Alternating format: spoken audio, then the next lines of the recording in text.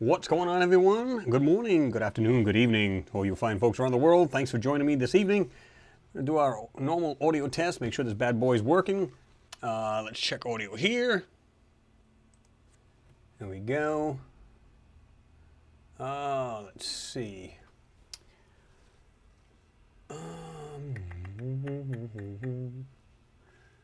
Where we at? Oh, here we are. What's going on, everyone? Good morning. All right, his audio is working. Let me see if we can get this here a little bit bigger. I can just go ding, ding, ding, ding, ding. Tap on the old Green Banks radio telescope. Oh, yeah. All right, what's going on, folks? Mimi's in there. Long Island, New York, 1395 is in there. Let's see, Daniel Lee's in there. C.A. Stinger, I guess it is. Hello from Northern New England. How's everybody doing? I'm doing good. Let's see. Daniel Lee says, hi, everyone. Hope you are well and had a great week. Best night, Chris is here. Yay! Hope you are good, Chris. Danny from Liverpool. I am doing well, Danny. Thank you for asking, and hope you're doing well as well over there in Liverpool. All right. TMT girls in there, what's going on? Let's see. This thing jumps quite a bit. I actually hit the little blue arrow. So in other words, if you're up on the on the chat and then you hit the blue arrow, and everything just takes right off. It's like, oh, alrighty then. Let's see. Oh, okay, here we are. What's going on there, Hellfire Studios? Good to see you in there. He said, hey, Chris, happy Friday. Right back at you, man. Whew. As usual, it's great it's Friday, but I got to work early. That's what sucks in the morning, but it is what it is. Let's see. Tomorrow I'll have to go in for about 6 o'clock, which isn't too bad. The other job, so this is what's going on so far, folks, and the other ones that come in, we'll update them as well. But so far, I'm able to come back here, the closer store, for 2 days. So we're talking Wednesdays, Fridays. So I was able to bust out that other video for you guys, and then we're going to just try to keep doing that. And maybe we could sneak in extra ones. I don't know. We'll just have to see. But right now, maybe 2, and then, of course, the Hangout, right? So, yeah, I was actually happy to get that one out. I was actually going to take a snooze. I made the video yesterday, and I said, let me just do a, let me just edit it and then get it up there. And I was like, no snooze, no nothing, just straight through, right up to now. Had a little bite to eat, and then we're here rocking and rolling. So, yeah, so, fun. But, yeah. So good to see you in the Hellfire Studios. Let's see. Cameron, always good to see you in there too. You said, how are you, Chris, on this Friday? Doing pretty good, Cameron. Hope you're doing good. Like I said, it's good to be able to try to wind down a little bit. You know how like when you get out of work, or especially if you get out late, right? You're like, oh my God, I'm so tired. I can't wait to go home. You go home and you're still wired up and wound up. So you're just like, man, it takes you forever to go to sleep. How many of you folks worked graveyard? Graveyard shift is crazy. I remember years ago working at Texas Instruments, where when I worked there, it was like, you know, I was going in at like 12 midnight, getting out at like 8 in the morning. Yeah, that was a lot of fun, because then you went home and everybody's going to work and you're going to bed. So you've really never seen your friends. It was just weird. But you know, you do what you got to do. You got to make them greenbacks. You know what I mean? You got to make them greenbacks. Got to have it. So it is what it is. Starlight JBS says, strange air we smell here in the Netherlands. Huh. I don't know if anybody else is around here from the Netherlands, but you guys smelling the same thing, or? Laird Kobachin, am I pronouncing it correctly? If not, please correct me. Hello, fellow humans. What's going on, Laird? Good to see you in there. Mr. Mike Knapp's in there as well. Hi, hi, hi. I'm back. Sorry for being away, but you know. How is everyone? I'm doing well. Mike, I hope you're doing good as well. Good to see you in there. Stinger says, thank God it's Friday. Believe me, I feel you. Enrico Viglione says, rock and roll. Oh, yeah. Yeah, there you go. Cloud33 Studio says, hey, I made it on time twice now. Nothing wrong with that. Oh, Stinger, you sound like, what's his name? Oh, God, I'm going to forget his name already. Oh, I'll think of it in a minute. I'm just like got like a million things on my mind. Some things we want to cover tonight and everything else. But yeah, when he says that, all right, all right, all right. Let's see here. Let me see.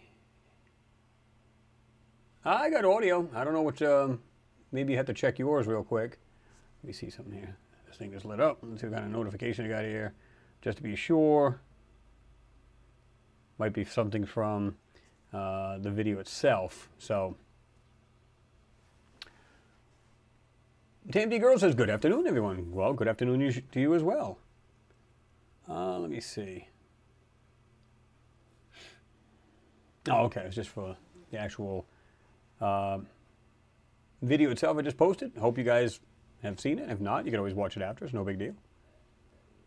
Let's see. Mimi says, I see many new Martians. Yes, absolutely.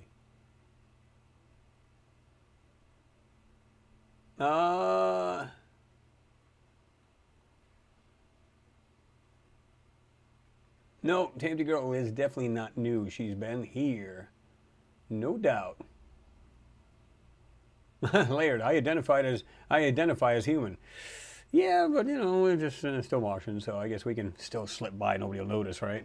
Get rid of that. Let's see. Long Island, New York says, hey, and who are all these new folks? Yeah, I wonder where all the new ones are from. It's good to see people around here. It's just awesome. We get people from New Zealand, Australia, UK. I mean, they're just everywhere. And it's just awesome to see that. Oh, you're more than welcome, Star Knight. You said, and thanks for all the warm welcome. Yeah, if you're into like-minded people like we are, into anything that got to do with space or anomalies itself, whether it be on the moon, Mars, this is the place for you. You don't get ridiculed. We just hang out. We talk about just about anything when it comes to that. You know, usually it's to cover videos that we've done. Now it's been at least what is it, almost 3 weeks that I haven't put one out, or at least 2.5 to 3 weeks. Yeah. So again, it was kind of trying to figure out my schedule because, like I said, now I'm bouncing between. My job is basically ordering in stock crew for these stores.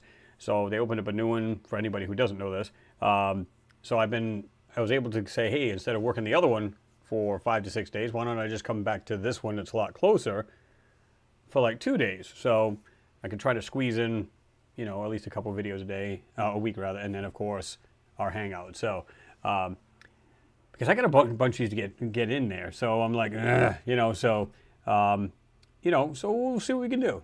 You know, obviously no promises, but we'll just see what we can do, one day at a time.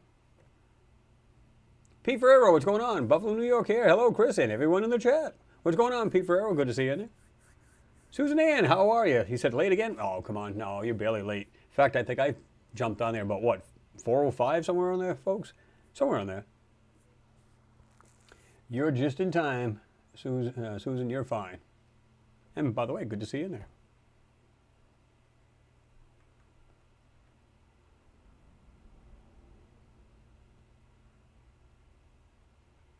JP LaForge is Florida. All right, sweet. Hope the weather's nice enough here. Hell, don't get me wrong, it's a kind of rainy day. Heck, we've had, today we had 2.8 inches of water. A lot of rain.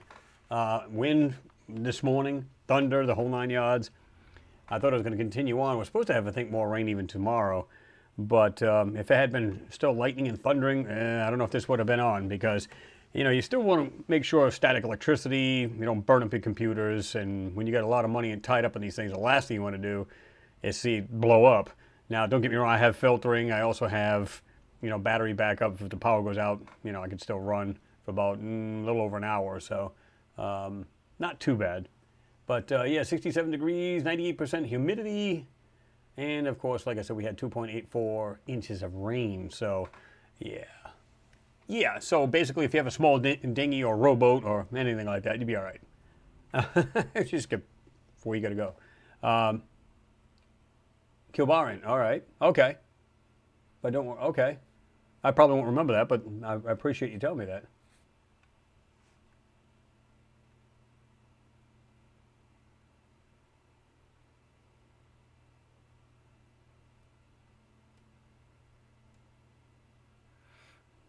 Let's see. Let me just go back here. All right. Wild Mountain Bear, what's going on? Good to see you there. Said hello, hello. Michael Orleans, what's going on? Mistreated bride. That's not good. Hate to see a mistreated bride. Hey, Chris, love you. How was work this week? Anything crazy or interesting? Well, like I said, it's more or less trying to get the days set up so, like I said, I can do videos here if I can get some knocked out. And yeah, it's still that weird craziness where, like I said, I have like the younger kids work with me. Nothing wrong with that, but a lot of them that doing this. There's one girl, she was doing this. Yeah, she's sitting there putting stuff on the show, and she's sitting there FaceTiming at the same time. I'm going, what are you kidding me? And then she has the nerve to come to me, hey, you got a charger? I'm like, charger for what? She says, my phone. I said, no, I sure don't. Mine was on all day. I still got 95% charge. But she was FaceTiming a friend, and I'm like, so she says, well, maybe you can go down like to the Dollar General for me. No, that's not going to happen. That's not going to happen at all. In fact, she's not going to like it when I go in there tomorrow and say, by the way, we're going to put the stuff on the shelf today, and guess what? There's going to be no phones involved. So, yeah.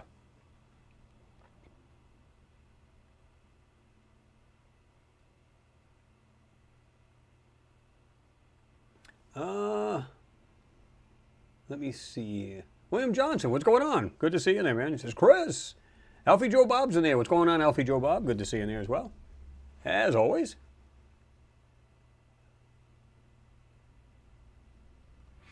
Joseph Cohee says, hey, from coast of Cali. What is going on? Is it nicer over there? Over in Cali this evening? Well, actually, you guys are what? 3 hours behind us, so. Yeah. Like I said, it's kind of shitty weather here, but it is what it is. Nothing you can do about it, right? Oh, okay. TMT Girl, you said, hey, Chris, greetings from sunny, warm California. Well, that kind of answers my question, doesn't it? It's not going to be bad this week. It's actually going to be not quite as, like 80s or anything like that, but they're saying like 70s, mid-70s, upper 70s. Not bad, maybe 50s at night. I don't have a problem with that. It's a time of year I love because I'll tell you what, you let the heat in through the windows, let it warm up a little bit, maybe 75, maybe 77, tops. And of course, I can always drop the blinds and keep it cooler. But at night, you don't have to turn on the heat when it drops. So it's perfect. No heat, no air conditioning, just works beautifully. Save that greenbacks. Oh, yeah.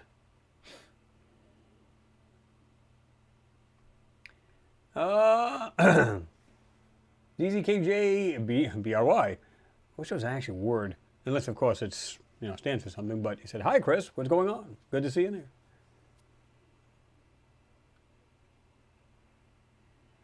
Let me see.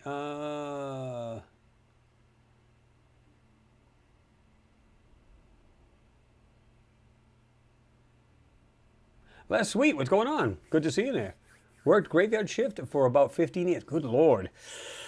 How was that? I mean, I'm sure you get acclimated to it, right? In other words, you get used to it, and you're like, oh, okay, not a big deal. Then you just kind of like, you come out, it's just like a regular shift because you get used to that. But I'll tell you what, it's hell trying to get acclimated to it because I always worked first, and now I was working third. And of course, this was years ago. This goes back in the 80s, early 90s. And I was like, oh my God, remember the no-dos? I take those like almost near the end of the show. I'm like, oh my God, this is killing me. My eyes are like wanting to close.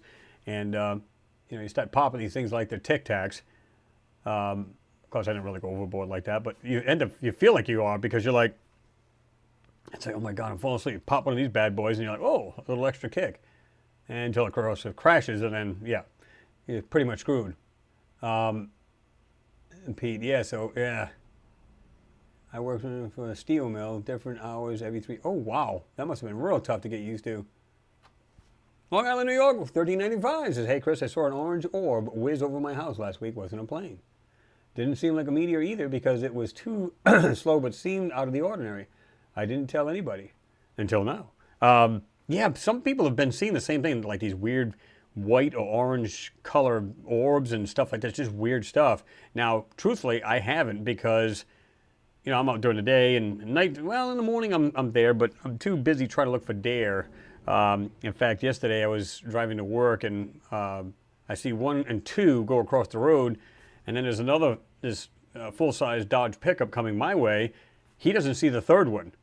So I put on my high beam so that, not to blind him, but so that silhouette from the dare, he can see it because it ran in front of my car, and I was already stopped. Because usually you see one, you better stop.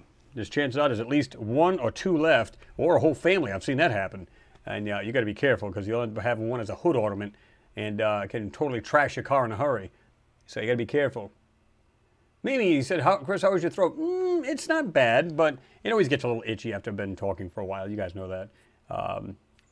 But it is what it is, you know. I don't mind being here, but it's a lot better than it was. And I think it's more, like I said, I still get that drainage, but that's because there's a lot of pollen and just crap in the air, right? Kind of sucks.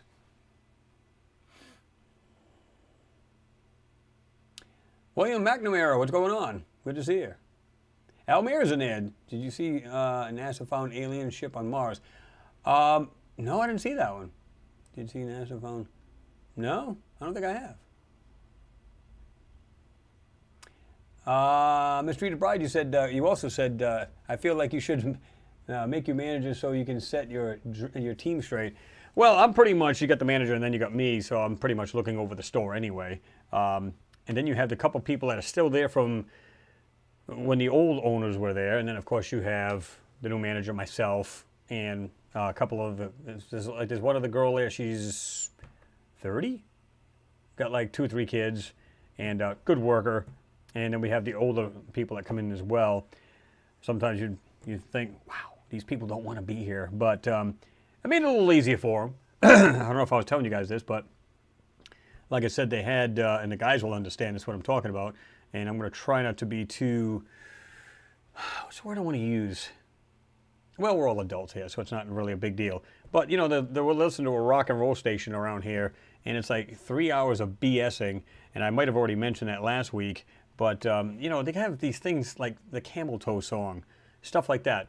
Yes, it's funny.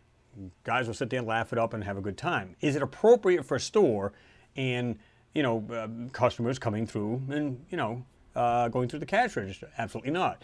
So I got to the point where I said, listen, I'm done. And that building has got a steel roof and beams and all this other crap. So you had like 2 channels you could get in. One was like full country and the other one was just rock and roll. And I said, well, I'm not going to listen to something that's for 3 hours of BSing, and I'm not a big fan of country. Not that I'm saying it, I'm not saying it sucks, I'm just not a fan of it. So I got a wireless, you know, basically gateway, and brought an internet radio in there, and I just put it way up on top of one of these shelves that literally goes over the whole store, and I just play like a light 80s for the people. And it's fine. People are complimented about it, and they're talking about how, wow, the store's starting to look a lot better than it used to, and all this other. So it's coming around. It's a work in progress, but you know how that goes. So, you know, one day at a time, and that's it. It's the best you can do, right? So, but yeah, it's coming along. In fact, I don't know if I also mentioned this too. There was the first time we started straightening this thing out. The manager says, "Hey, I just want to let you know we got our first compliment." I'm like, "Oh, okay, that's not bad." Well, it turned out it was the last mayor of the town. He came in and looked at it and said that. I was like, "Oh, okay." And if any of you guys are familiar, and a lot of you folks, I'm sure, live in the city as well as country or just a town, and you know, word of mouth travels quick. It's either, hey, thumbs up, or and thumbs down. So, yeah, it's nice to have, you know, get everything back up and doing its thing and get the store making money. Shane Wallace, you said, how can I send you pics of my UFOs, Chris? I would love to get them out to even, all right. You can send it to my old school address. It's marsanomalies@aol.com. And yeah, I'll be glad to check them out. Although I don't really check them, I don't really check my emails all the time. And this is known, I've said this, I don't keep it a secret. I go in, like today, if I worked 2 days at this place, I get up at 4 and I'm in for 5. I really don't have a whole lot of time. I go in there and I might get out at 12, 1 o'clock, which is awesome. This is how I was able to, again, this is how it's working out for me, where I can come home, get the video edited, and get it up there. So, but it's a little hard to, you know, get these things out even. So, but like I said, we're just working everything, see if we can get it out. And other than that, yeah, you can send it there, and I'll check it out, definitely. Long Island, New York. He said, Chris, someone was asking about this in Discord about your Enceladus videos. They were interested and I sent the link. We both are interested in more. Oh, okay. Yeah, if more of those videos, if possible. I'd have to look into that because, truthfully, the best one I found, and I think I had, if I'm not mistaken, in that video I think it was two or three different photos of Enceladus, right? And the best one I had was, like I said, they had the moon like this. Well, you would see it this way, and the sun was coming down facing like here onto the surface. So basically, northeast side of, of the moon, of that moon. And of course, it was all brightly lit down here. They're saying, oh, the sun's hitting all of these ice crystals coming out of these geysers. Well, wait a minute, what? It's literally close to the surface of the moon, and yet the sun's over here. I'm a little confused. No way does that make sense. Anyway, of course, I had people arguing, oh, yeah, you don't understand. Ice crystals, this, that, and the other, blah, blah, blah, blah. Apparently, they didn't watch the whole video because I explain over and over again, and I try to make it almost painfully clear why I don't believe that that's, ice crystals like they claim that it is. It looks like high-powered lights coming out of almost like a squared-off area in the south pole of that moon. It simply doesn't make sense. Now, there is another photo where it shows the geysers up and facing upwards. So they might have just turned the focus or turned the camera, or the craft could have been upside down. Who knows, right? But either way, they had the geysers shooting up, and of course the sun was on it then. That would make sense. Absolutely would not argue. I'd say, yep, water crystals coming out from underground, literally icing over. And of course, we have sunlight gleaming off of them, and yes, it is absolutely ice crystals. But you don't see them doing this either, because there is a little bit of, I forget how much gravity is on that moon, but it's very little, but it's still enough. You should start to see it come down like this, and you don't see that. I mean, if you see enough of it coming up, you ought to see enough of it coming down. You don't see that. Instead, it looks like these bright beams shooting straight out of the darn thing, and I'm going, I don't believe that's true. It just doesn't make sense to me.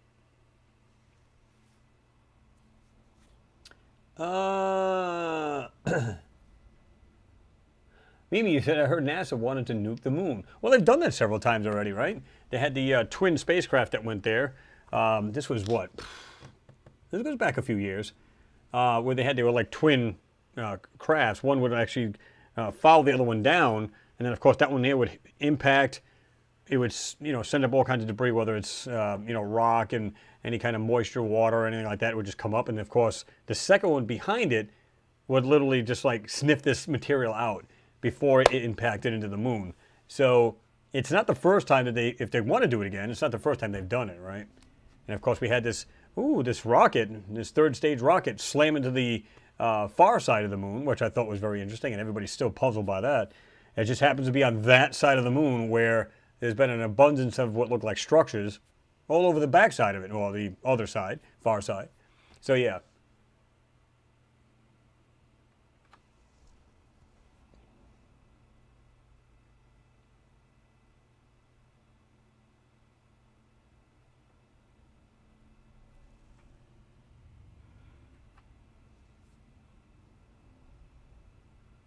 Let me see.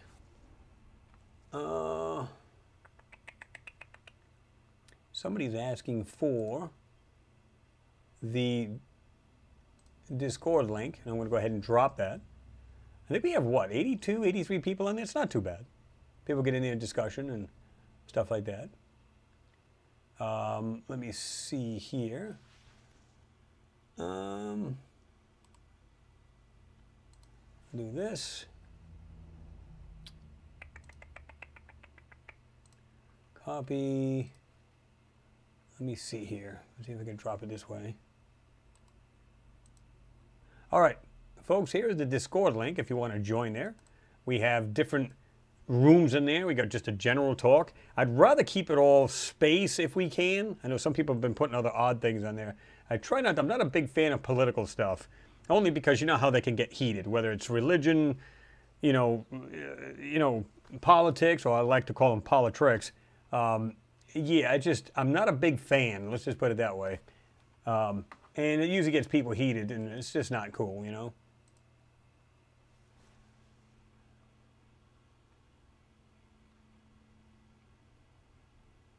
Oops,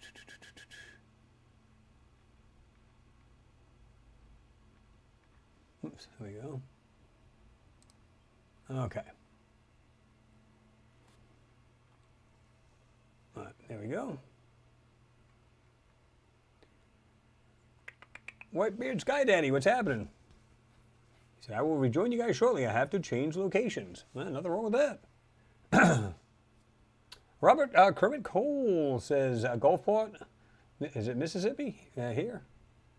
Max. Sia de Max, di Italiano di Treviso? Oh, let's see. Renee V's in there, what's going on? Hey, in a minute, I am home. Nice. What's going on, Blue Flash? He said, let's see some Mars anomalies. Oh, yeah. Who said that about the... Oh, Stinger. We're just going to call you Stinger for short. But he said NASA found several spaceships, but they'll never tell. I mean, it's all in these photos, right? We know that. It's like this... And it's so abundant. It's just not crafts. It looks like structures and intelligently made machines. We'll call them what we want because we really can't pinpoint what these things are. All we know is it's not lunar surface. It's something much different. And you can see there's intelligence behind these objects that were made. So no doubt in our mind.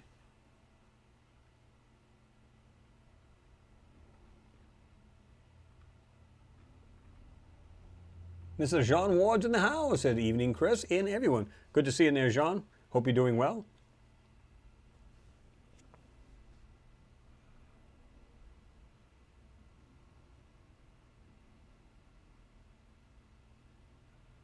Where he said, what do you say? WIO News, Indian News, rather. NASA captures mind-boggling photo of UFO like object on Mars, April 29th. Huh, interesting. I haven't checked that out. I haven't seen that.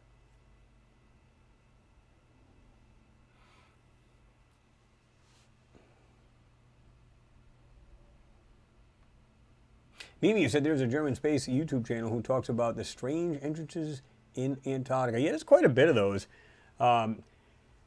We've seen several of those as well. Not only that, it's not just the entrances. It's just like on certain parts of these lands and these peninsulas over in Antarctica, there's literally structures all over the place.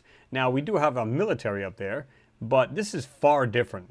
And this stuff looks like it's like, well, I don't know if I call it space age, but it looks like something, we build stuff that's raw. In other words, it's simple, barracks. It's simple structures, whether it be that kind of arched shape, dome feature type thing or anything like that. These are totally different. And you can see this stuff all over these areas. Like I said, we've done several Antarctica, videos about that stuff, and it's just absolutely crazy, the stuff that's there.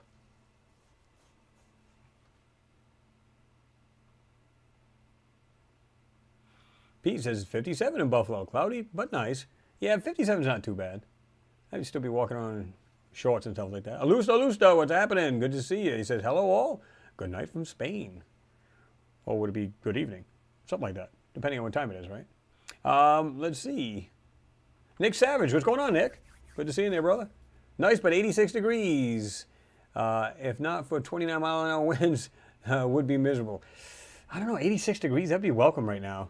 Unless, of course, it's extremely humid, then that would suck. But, I mean, because I can stand in 100-degree weather, but, I start sweating like a 400-pound fat kid when it's really humid out. It's like, good Lord.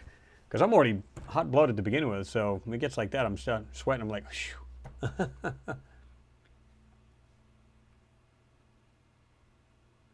Alfie Joe Bob, yeah, exactly. And I love that you've done that. You said, Chris, I saw all kinds of things in the last video that you didn't mention. Absolutely. And I'm glad you've seen stuff. And what I'll do is, like I said, I'll do the basics in more larger things. And then there's some things, I'll see and I'll just go, well, I don't want to make a 30-minute video out of it, so I'll do it shortly. And then it gives you guys a chance to interact and tell me what you've seen. That's why I said leave a timestamp and everything else like that. But I'm glad that you guys are doing that. You're just like scrutinizing these things as well. And so kudos to you guys for doing that. That's awesome. Cloudy33 Studios, thank you very much for your support. I do appreciate you, man. That's awesome. That is awesome. I don't know why it says message retracted. What is that all about? That is weird. Why did it say that? Yeah, just write it again, Cloud 33. Just put it again, because I don't know why it's actually showing that with your support for the channel in the super chat, but it's saying message retracted on it. I don't know why that is. Are you seeing the same thing?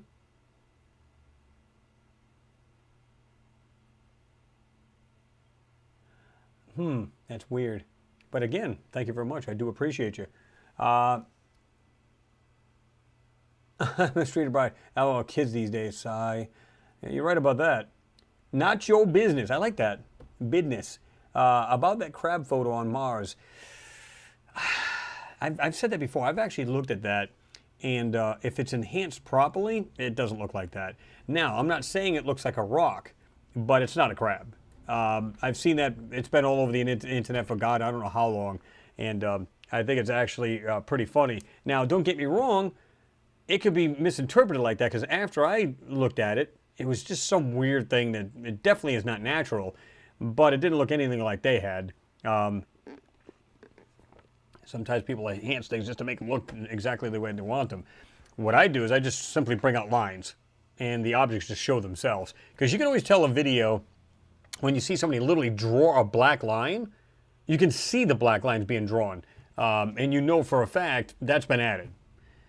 This is the reason why you'll see me go back and forth to the original, and you can just see it. Sometimes it's real faint, almost not even noticeable, but I'll do that, and I'll show the enhance. I'll go back and forth, so people can see that it is actually there. And then some people just do like this, oh, just make it look like this by enhancing it this way, so it comes out just the way. Yeah, you don't want to do that. You want to try to get it as true as you can. Of course, it's tough to do that because you have a manipulation over these photos to begin with. So are you going to get the 100% real photo? Not going to happen.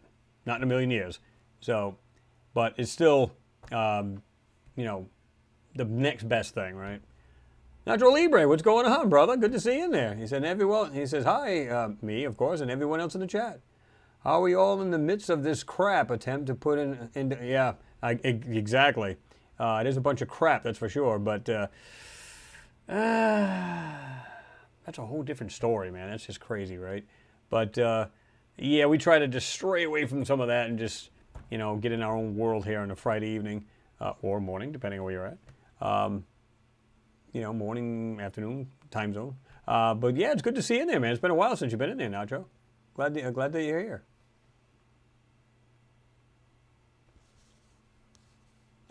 Mike Knapp, I'm so sorry. I've been away the last 2 weeks, and tonight I'm drunk as a bag full of drunk things. Go easy now. We don't want to see you pass out. A Mistreated Bride says, I work at Publix. Yeah, which is a bunch of those in Florida. And if they saw me with my phone out, I would get fired. Yeah, absolutely. That's what I'm saying. And these kids today, they're just like, oh, whatever. Let me just see who's on Twitter, see who's hitting me up on Facebook, and blah, blah, blah, blah. It's like, what are you doing? This isn't playtime. Yeah, I mean, I don't know how old you are, and you don't have to say how old you are. But if you're up there in age, it's okay to look at your phone. It's okay to do that. But it's not your job, and this is the reason why people get canned or get reprimanded. I'll look at it, but again, I'm looking at mine because I could be getting messages from the manager or the owner, whatever. And of course, you want to hit them back and tell them what's going on or what's up, what do they need or whatever. So, yeah. Stinger says, laughing my ass off. I enjoy the buzz. Enjoy the buzz, rather. Yeah. Well, buzz is one thing. Falling over, yeah, that's not good. Joseph Cohee says, raining on the North Coast redwoods. Yeah, I'm getting the same thing here. It just sucks. What's going on, MG Toe? Good to see you in there.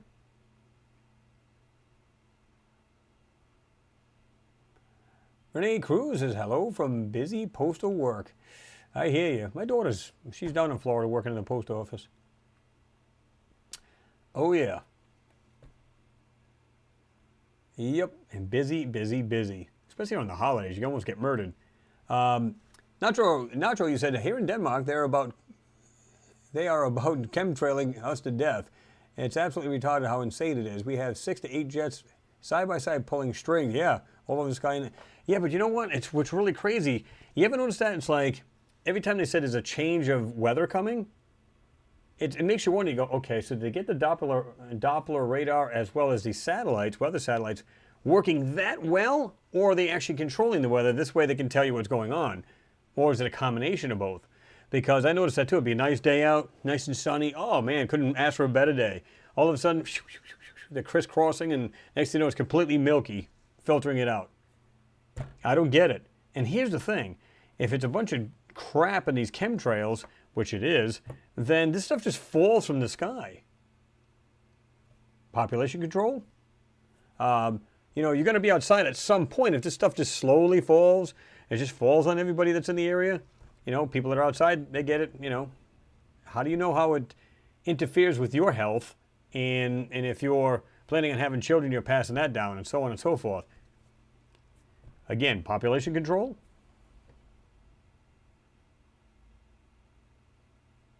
Nacho Libre. So our weather is FUBAR. Yeah, pretty much. Effed up. Yep. You're not lying there. William Johnson says, seashores, California, marine layers, cloudy. Yeah. Yep.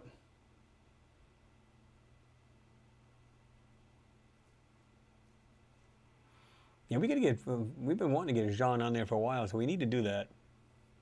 Because he's always got some cool stuff coming up. He's always has awesome videos. And I like the work that he does because, again, you know, we're talking about satellite. You know, 99.9% of his stuff is satellite, and we do ground photos, so it's just absolutely awesome to do that. You get a different perspective, right? Ground as well as satellite, so pretty sweet. Colin Crowther, what's going on? You said, good evening, Chris, and everyone on the chat from Perth, Australia. Great to be back. Oh, it's good to see you, Nicole. Colin, good to see you. That's awesome.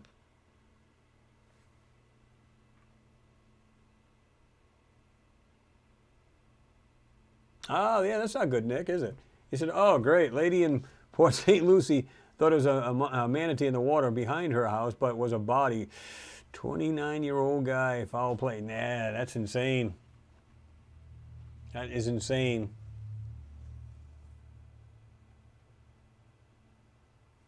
MG Toast is 69 degrees in Seal Beach, California. Yeah. Good old Arnold.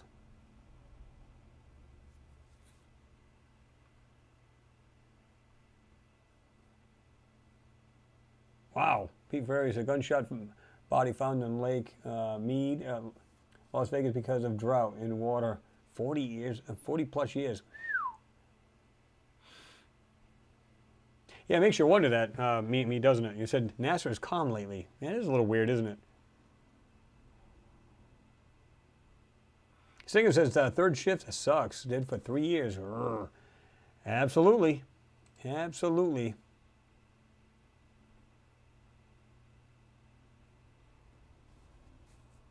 Stinger says, only thumbs up, hit the thumbs up, please, everyone. Yeah, we got a few in there that haven't quite done it yet. Michael Orleans says, Denmark, it's crazy. I used to see them laying down chemtrails on moonlit nights when I lived in California. Yeah, isn't that crazy? It's almost like they know there's an event going on, and it's like, well, just make your skies a little milky, as this way you can't just look at the skies with your naked eye or the telescope. Pretty interesting. Not Your Business says, I don't want to pester you, but I really want to know your thoughts on the crab vote on Mars, please. I answered that earlier. Like I said, I don't believe that it is one. Like I said, a lot of these people enhance it. If you've seen the original one, you know what I'm talking about. And then, of course, it's enhanced. But if you enhance it properly, it doesn't quite look like that. But yet it's been blown all over the internet, and everybody's like, oh, yeah, crab. Somebody was saying the face hugger. Rene Cruz says, alien face hugger on Mars and Moon. I don't think that's it at all. But that's just me. You know, a lot of people say, oh, yeah, that's interesting. That's just weird. It's part of something else. It's almost like more of a wiring in some kind of machine that's there, as opposed to just rocks and this thing sitting in between the rocks. It's almost like in a crevice, right? So I don't believe that's what it is, my personal opinion. Mr. 7 Digit, what's happening? Good to see you in there. He said NASA posted some news about debris on Mars a few weeks ago. Thoughts? Oh, you're talking about the actual the rover and stuff like that, and it had the there was basically the landing apparatus where it had the parachute, and of course there was like this dome-like feature of that. It's almost like the crane and everything else for like they did with the MSL or the Curiosity rover, where they had a crane type thing and it would lower it to the ground, and of course you had parachutes and you had this dome type thing, and that's what they were seeing. And of course they used the Ingenuity helicopter to fly over this debris and check it out. So it's pretty interesting. Everybody's like, oh my God, look at that UFO stuff. It's like, oh my God, guys, stop. You know, just read the description. You'll see that it's actually pretty cool stuff that was from the, like I said, the landing mechanism for, what do you call it, Perseverance. So really, really cool. And the fact that they had Ingenuity helicopter fly over it was pretty interesting as well, right? Planetary Protector, what's going on? He said, good afternoon, everyone. How are you doing there, Planetary? Good to see you in there. That is cool to have you here. Blue Flashes, the crab photo was fake. Well, it's, again, I believe in enhancing a photo completely. In other words, you know, don't just do it halfway and go, okay, it seems to fit what I need to show people, so I'm going to go ahead and do that. No, completely go over it. Now, if you do kind of like, this is what I don't like. If you, let's say I cheat myself. In other words, I just do it just enough. Okay, yeah, this looks like this. I don't know what the true object is. So in other words, I didn't fully blast through the crap or the overlay and the manipulation.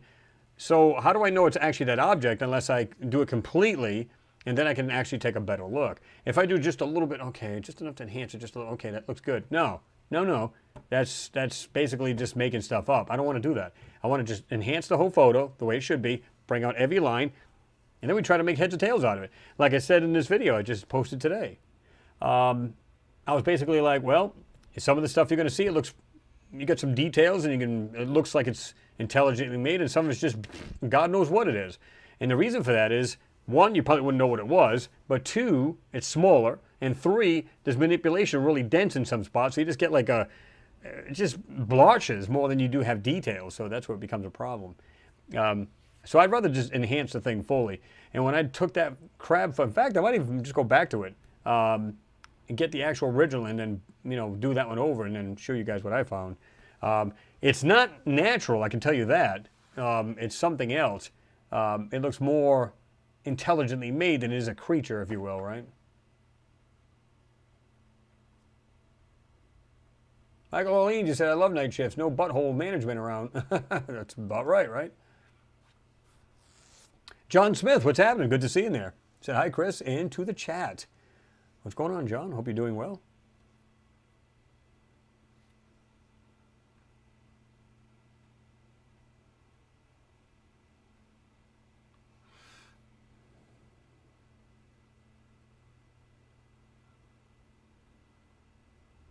Long Island, New York, he said, let me see, hold on. This thing just jumped over here. Tim Burchett was just complaining that the Pentagon UFO briefings to Congress that occurred last week were bogus. Why, did they just come out with some new ones, or is this something like kind of rehashed? Because I think they're BS. And, you know, I just flag BS on those. They're interesting, don't get me wrong. Especially the Tic Tac one. It's very interesting. And again, it's always in weird, you know, infrared, night vision, different other things other than just a natural photo. I want to see one in a natural photo. Then I'll... See, I think they're afraid that if they show you the natural or real object, you're going to say it's not a UFO. Simple as that. And you're going to go, oh, bull. Mike Nabby said, I filmed a something going over the mountain here in South Wales. I sent it to the third phase of the moon. Blake wants me to send a vid of me talking about it. There you go. Yeah, Blake's pretty cool. You know, I haven't had a chance. I'd like to. He actually asked me a question about. It was a photo that somebody enhanced and said, "Is this possible? Is this real?" I said, "No, it's bull." And he said, "All right, that's what I thought. I appreciate your help." So it was cool that he came and asked me about it because it was going around. It was making its rounds. I don't know what photo it was. I don't remember what it was now, but he had asked me, "Is this true, or is this a bunch of BS?" It's not right. It's crap. So he said, "All right, yeah, that's what I thought too. I wasn't sure, but thanks for your reply. It's not a problem. Anytime you need me, let me know." Yeah, Mike, I think that's cool. Yeah, do it up, man, and send it in. Long Island, New York, said Congress was briefed on UFOs last week, but the congressman said that they didn't trust the briefings. Google it. Okay, yeah, I'll have to do that. Tim Burchett is the GOAT, rather. Kurt Abanis, what's going on? Good to see you in there. Live long and prosper.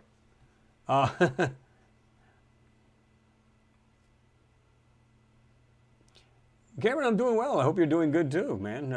Like I said, it's good to see you in there. Limey Watch, what's happening? He said, hi, Chris and all. Good to see you in there, Limey.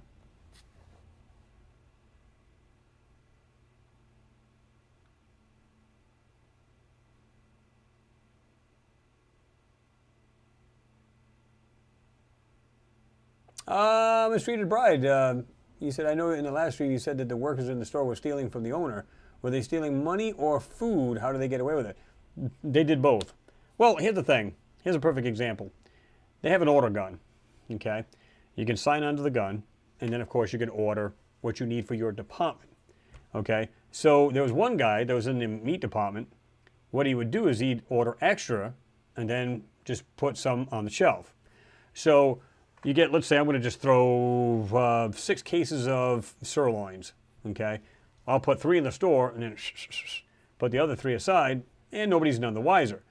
What happened was they went to go check the gun. He actually set up a password, which it did not have one, and he set one up there so you couldn't get into the gun and find out what was ordered, what was not. But they can also go on the actual computer and find this out anyway. But so you basically got bagged. And this guy was such a nice guy, the owner, from what I understand. I mean, he could be a hard ass at times, but he was a decent guy at heart. And you know, but again, people knew this. Oh, he's not going to care. He's filthy rich. Who gives a crap? So they're just like taking stuff out of the store and skimming out of there. And I said, well, it ain't going to happen now. And most of them, like I said, 3 of them got arrested, I think. 2 or 3 of them, the police were there. And then, of course, the others just jumped ship because they knew, oh, hell, if they got them bagged, I'm next. And they just jumped ship. They said, the hell with it. Smart move. Because if they didn't jump ship, they were going to get canned anyway.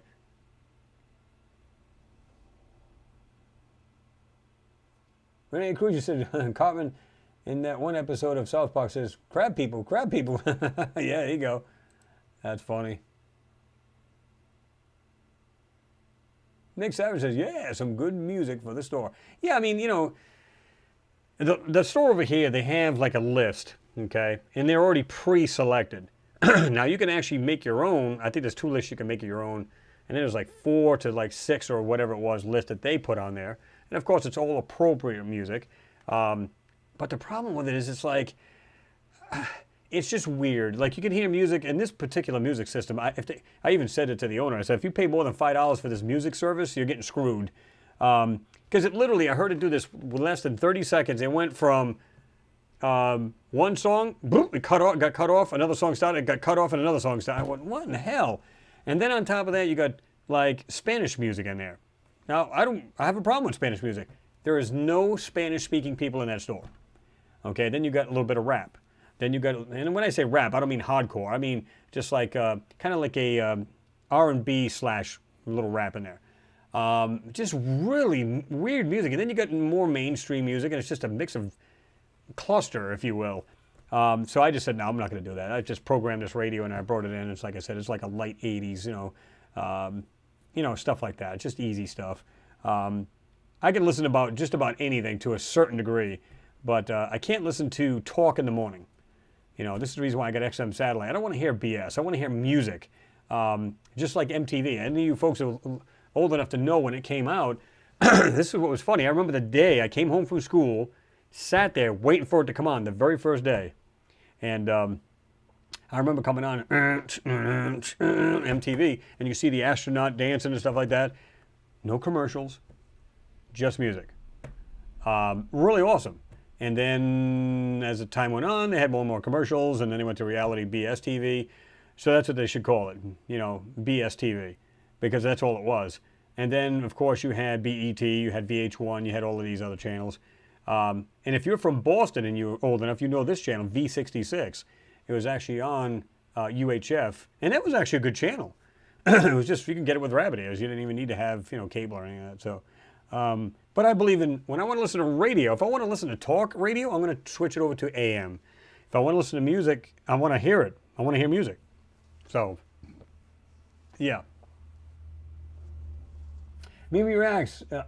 She said, Chris, can you make videos about the other moons of Jupiter? I can look into that because I know I checked on some of them and they don't give you really well detailed photos. Look this stuff up. Some do, and then some of them look really CGI'd. It's just really weird. So it's something I'd have to look at and see if there's anything worth any value to get any kind of like details out of them, you know. So I'll have to check that out, Mimi. Renee V said, PC is on, all good there, Chris. Oh, okay, cool. I'm going to jump all the way to the bottom, so I don't know if any of you guys have said something else, but I know I'm a little far behind here, so let's get back up here. I hate it when I get that phlegm. Tickles my throat. Gold Heart's in there. Didn't see you in there. Claire Mead's in there. Good to see you folks in there. Where's the old bay with the crabs? Paul McKenzie said, that was his question.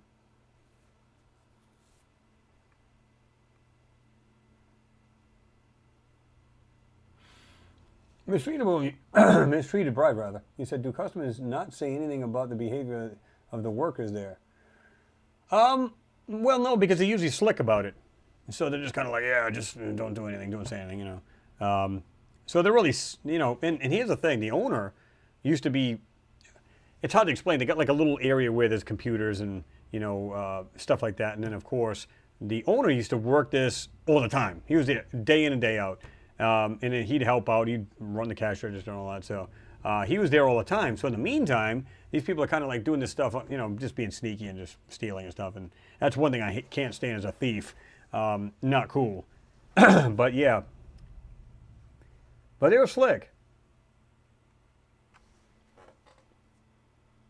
Mimi Reaction said, NASA is very interested in Enceladus. They probably have found something important, otherwise they wouldn't be interested. Structures, maybe? I'm thinking the very same thing.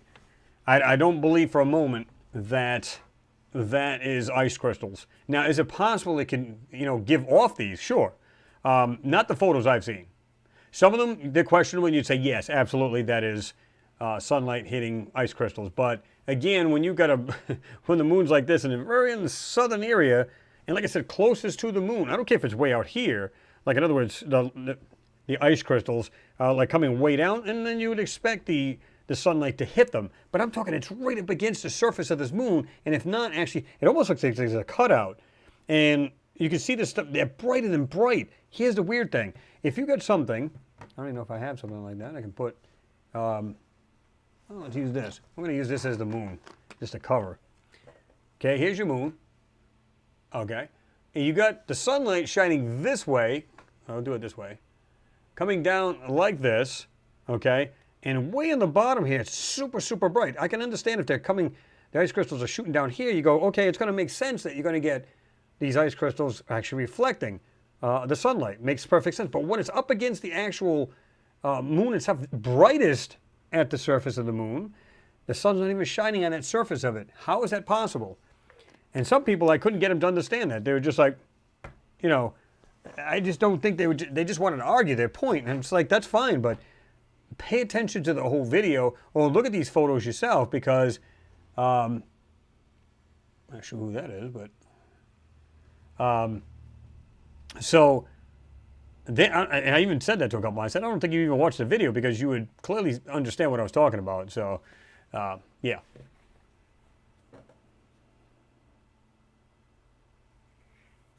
Let me go down here. Long Island, New York. He says, seriously, I have money in my bank. I'm trying to donate. It says payment declined. You're not the first one to say that, which is really weird, Long Island. Like I said, I do have the other one up to PayPal. I don't know if you can use PayPal, but I've got that up there too. Why is this thing calling me back? But this is the reason why, like I said, I try to have like 2 ways people can support the channel, right? So I've got the PayPal link at the top of the Super Chat. For some reason, you're not the first one to say that. Other people said that too. Miss Heard said that, and a couple other people said the same thing. So I'm not sure what the deal is with that. It's almost like they're going, not only are you going to suppress your numbers, but we're not giving you any money either. listen, it's like, you know, I swear to God, who is this? Let me see something here.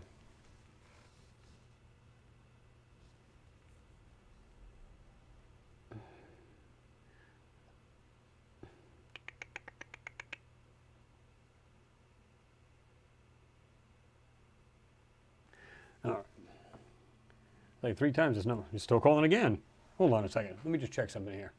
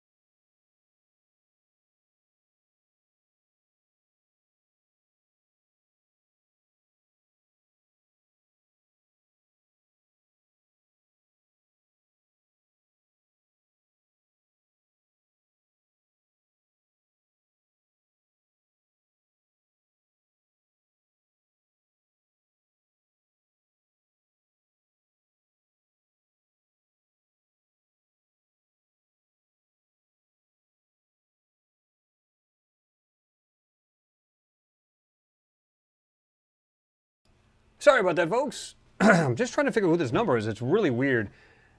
This girl gets on. I said, "Hello?" She said, "Yeah, I'm calling you back. You called me. You called me." I said, "No, I did not."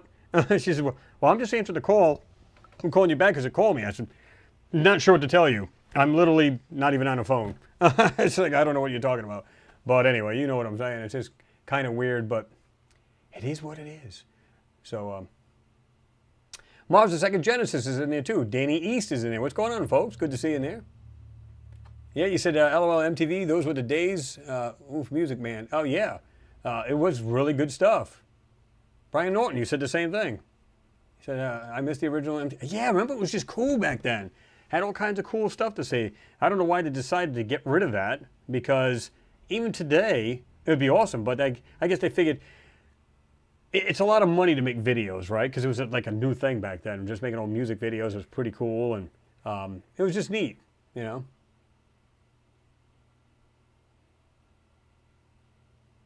Yeah, I'm not sure either, Long Island. Yeah, you said I'll purchase another Mars Anomalies mug. Not sure why YouTube is snubbing out my $5 super chat. Yeah, I don't get that either. That is really bizarre. And I don't know if it's something that's goofy on their end. Who the heck knows? But yeah, I mean, I appreciate any kind of support. You know that. But it's just weird how it does it. Because some people can go right through it, and some people it can't. I don't understand that. What's going on there, Mosquito in your ears? Good to see you. You said, I think Men in Black likes us. Might be. Leslie Ann Warren, what's going on? Good to see you there. He said, big hugs, Chris. You better. Yeah, I'm actually a little bit better. Got this, like I said, I still got this drainage, so it's kind of getting me like trying to clear my throat all the time. Mimi, it's the government, Chris. Sir, you will cease and desist, or you'll have a terrible accident. That's not good.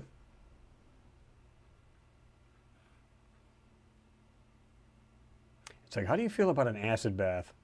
It's like, not very good, thank you very much.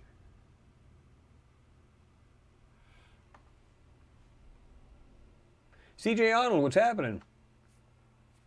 I've just woken up. CJ, what the F is happening? Oh, he's back.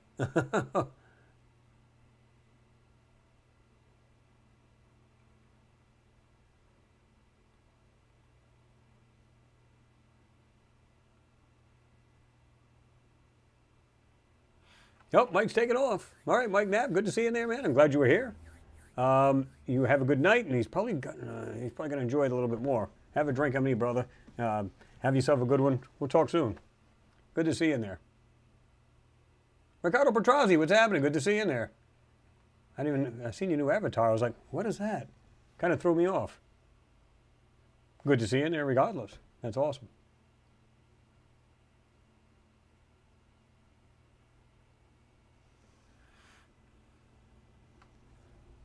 John wants us going to get a smoke and a soda. We'll be back soon, no doubt. Subway, drink fresh.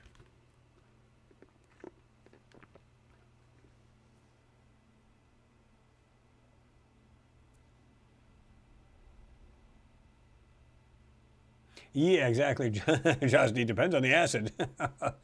There you go, Ricardo. He said acid bath, nothing stronger than lemon juice. Gene Borsier, what's happening? Good to see you in there. Hope you're doing good. Hope everybody's doing good, man. It's just like, and like I said, it's just this weird weather. We just had some real crazy stuff where, like I said, been flooding everywhere. 2.9, yeah, it's still raining. Almost 3 inches of rain today, just today alone.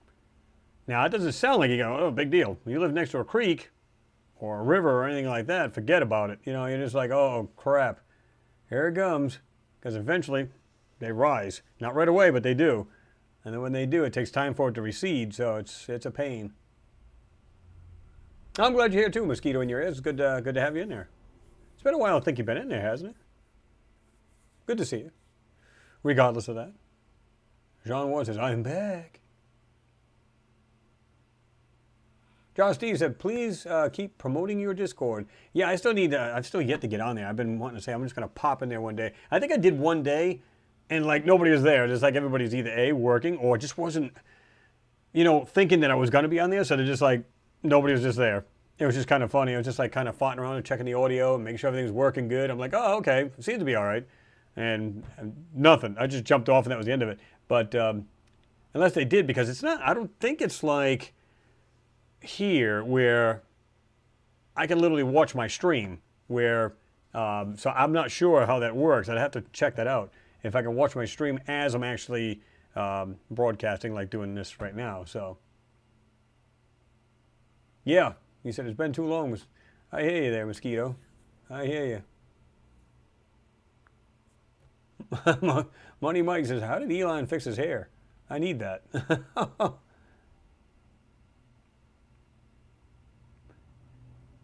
Stephen Wagner, what's going on? Good to see you in there. Juxtabilly's in there. He says, hiya, Joss. What's going on, Juxtabilly?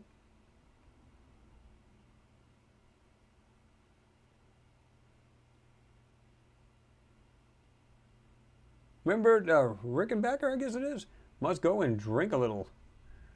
I drink alone. Yeah, with nobody else.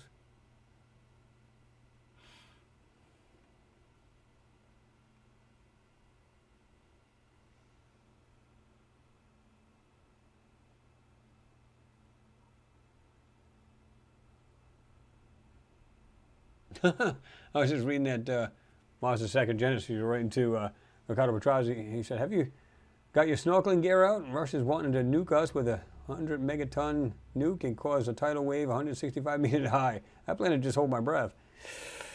Might be a little tough, even if you can hold your breath. Just slam you into a rock and...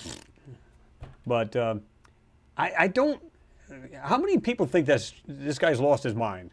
I mean, I don't think anybody is going, well, I don't know, I think he's justified. Whether you think he is or not, if you even contemplating nukes, that's the worst thing you can do. And it may not turn out too well for Russia, because not only do you start threatening other countries, and the second you launch anything, everybody's going to retaliate, and it's just going to make a parking lot out of Russia. There's no point in it. And not only that, it's fallout. It's just not healthy, obviously, for anybody. So I don't think that's a really smart move on his part. He should reconsider, checking himself big time.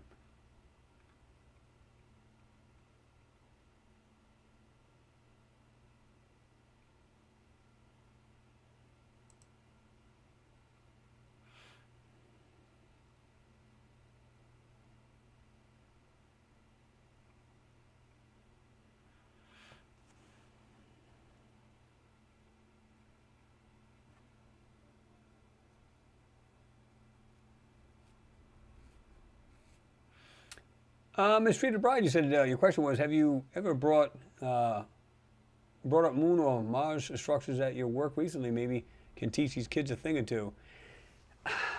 Yeah, you probably could. If it's kind of like the adults, though, right? They're either interested or they're not. Now, some of them probably never thought about it until you show it to them. Then they go, wow, that's interesting. Or some people go, okay, that's cool. So you can usually tell somebody who's going, that is pretty interesting. You know, I read about this, or I saw these things on History Channel, or I seen this in Ancient Aliens. And so you start a conversation because you know they're at least remotely interested, right? Some kids would be like, well, you know, if it's not on TikTok, I don't really care. I mean, you know, I wouldn't want to waste my time on that. You know, I want to learn something new, not just sit there. And it's okay because, you know, I guess some of the stuff is funny and whatever. And then some people I go, clearly they got way too much time on their hands, you know. But it's depends on who you are. Some people can watch it all day long and get a kick out of it. You know, I'm not into that thing.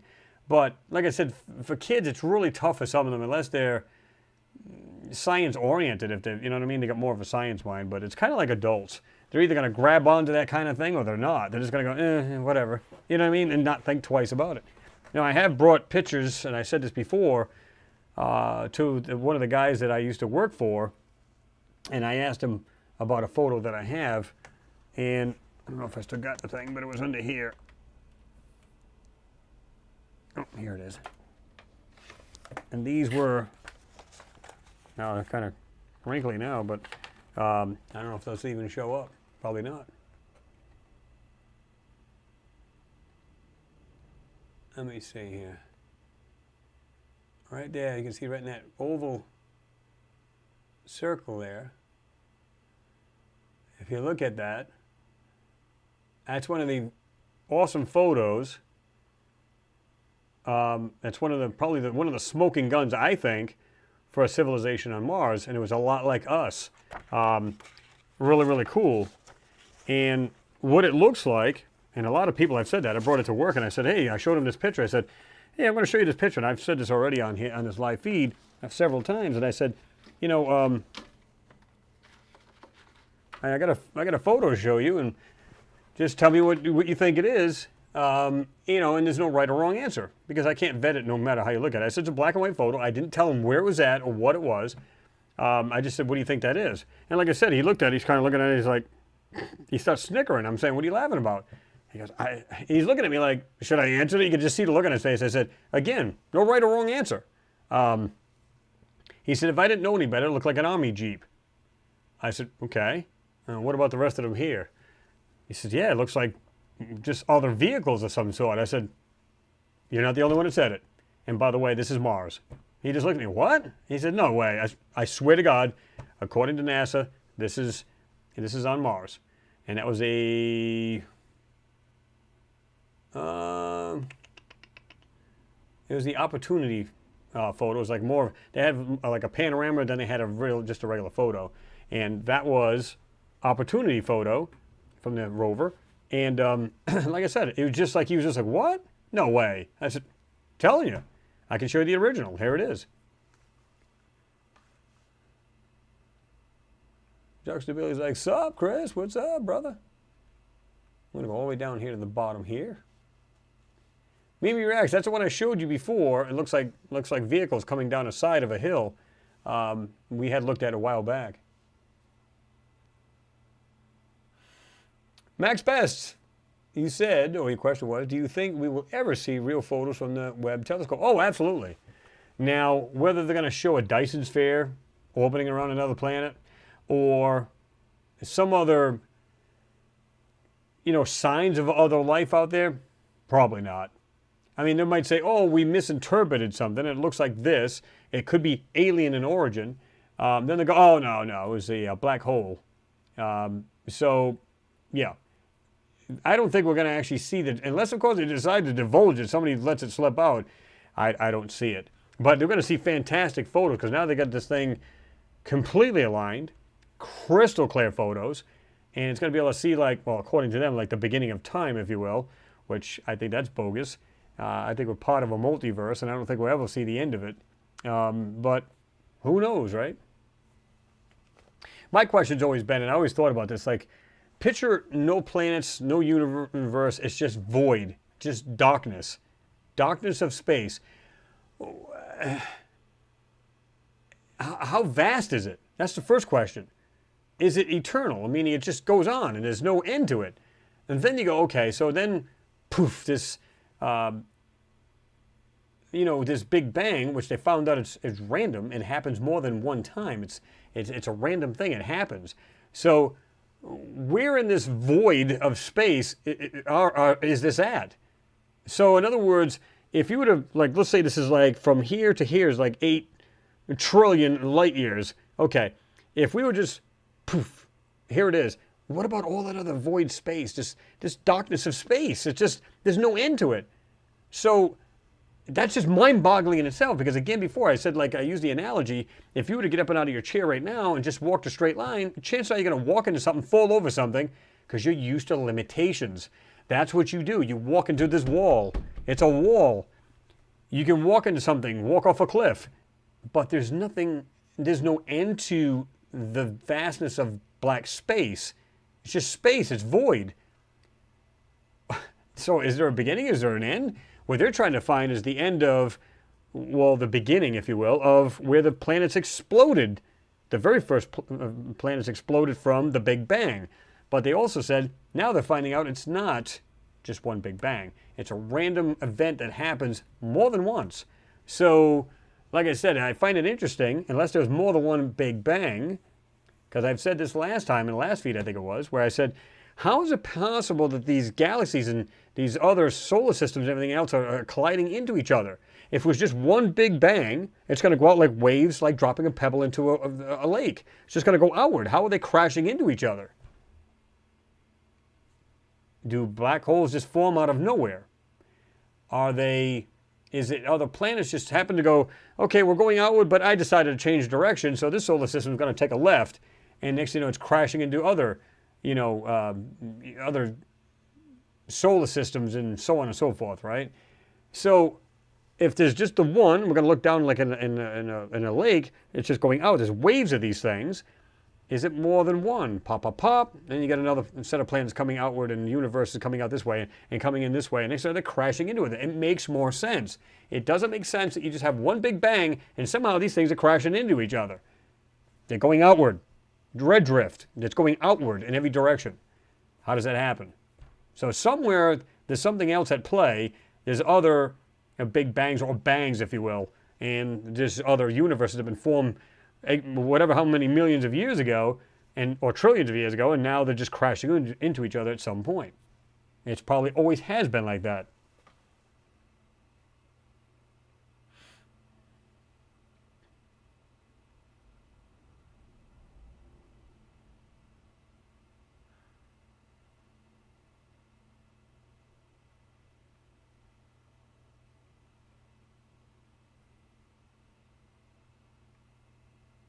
Yeah, there you go, Danny East.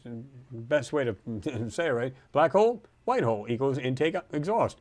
Yeah, I mean, but again, it still boggles the mind. If these things just, like, because of dark energy, whatever, dark matter, if they just form out of nowhere, kind of makes sense, right? In other words, it could show up in some part of the universe and just start sucking in planets and solar systems, or stars in solar system. It makes perfect sense. So that part you'd have to obviously educate yourself about.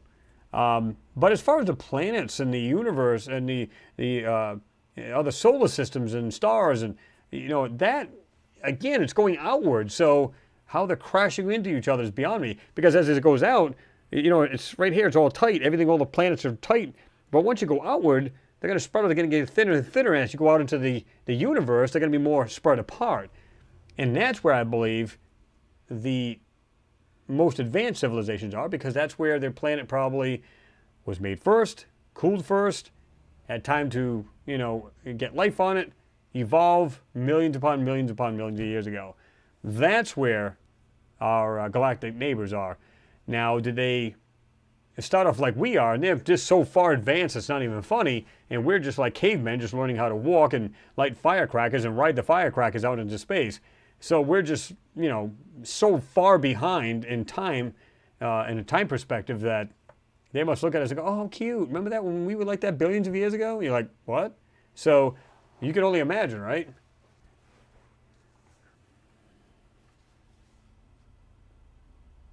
Yeah, Danny, exactly. What was before Big Bang? Exactly, just vastness of space, just void, right?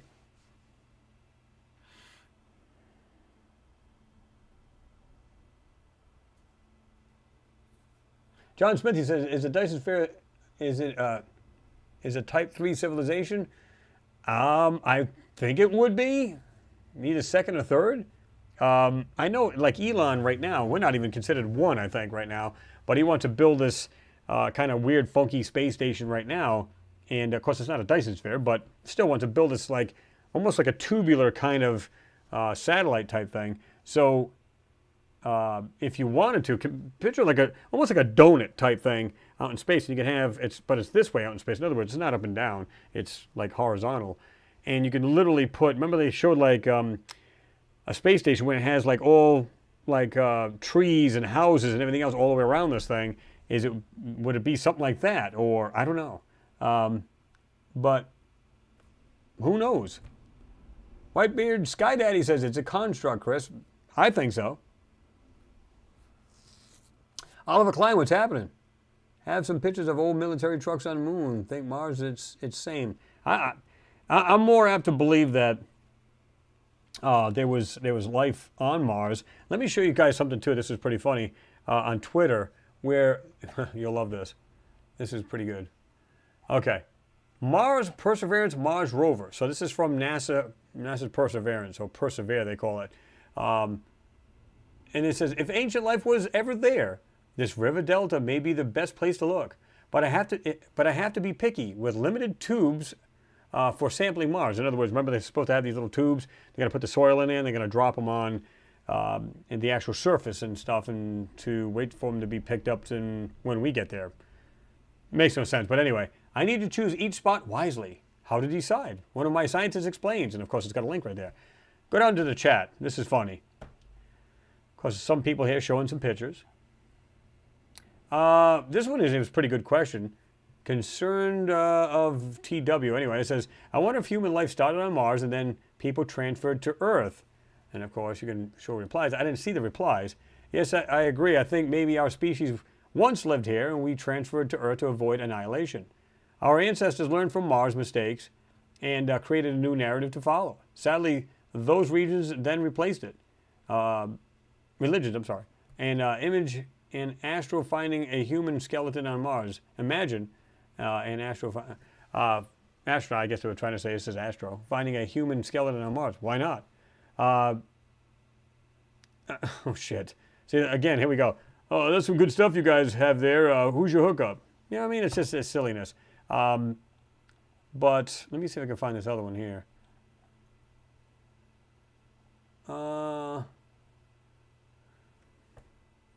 In all honesty, reality, if any sort of ancient life had been there, it would be visible, and no life did not start on Mars, and then the past people in domes left no trace. While fantasy, he didn't put fantasy, he put fantasy, ideas are fun, they won't help in research or discovery. This one says, we're talking about microorganisms, nothing more. This person put this picture right here, which is, I've seen this picture before. This is ancient artifact was recently discovered on Mars. The object is old, dented, and has a layer of dust on it, but it still stands out clearly from other objects in the area. Now, I don't know if I'd relate that to some kind of jet engine of some sort. I don't think I would do that. However, it looks like something sculptured, right? That's funny. It's breaking. This guy puts, Mars turns out to be Tatooine. George Lucas, you call me geek? And your face, in your face, idiots. Elon Musk on Twitter. If Mars Tatooine, there was a second sun. He says, sorry, my brain does that. This one puts, this is Earth's mountains, not Mars. I mean, it's just, don't get me wrong. I like the idea of, you know, being more critically thinking, but some people are just silly, period, right? Simply makes no sense. I'll start dropping pictures on here and say, well, what about this picture here? What about this one here? Start showing these people what's really going on.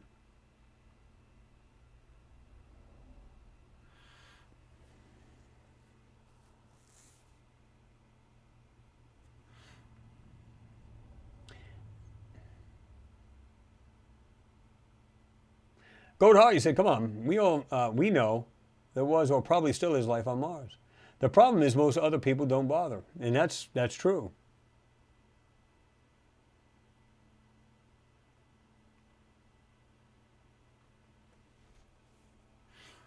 Ricardo, you said the void is infinite because there is no dimension, so it cannot be measured or, I think you're trying to say quantified. Ergo, both no thing and everything. Well, yeah, I totally agree. It's just there, empty. There's nothing there. So, out of all this vastness of space, we just happen to be, of course we would be, because it's like that particular bang. But if they're random and they're all over the universe, this would explain them. Planets or these universes crashing into each other at some point. If they're coming out and their waves are coming into ours, you're going to have colliding galaxies and whatnot. It just makes sense. They make it sound like it's just a one big bang, but now they're saying that, and this is a while back, they're saying, no, we believe that there's more than one bang, and this is the reason why we're seeing a lot of chaos in the universe. Not everywhere, but in certain places, right?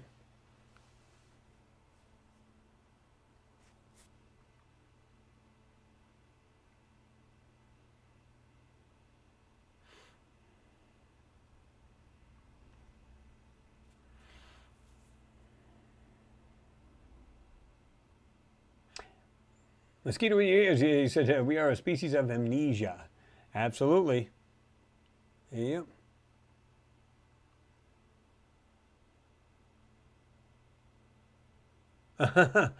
Laird, you said, choosing the right characters for a one-way space mission would be an interesting process. And in the movies, there's always one psycho. That's a fact, too, right? There's always just one that's like, off the deep end.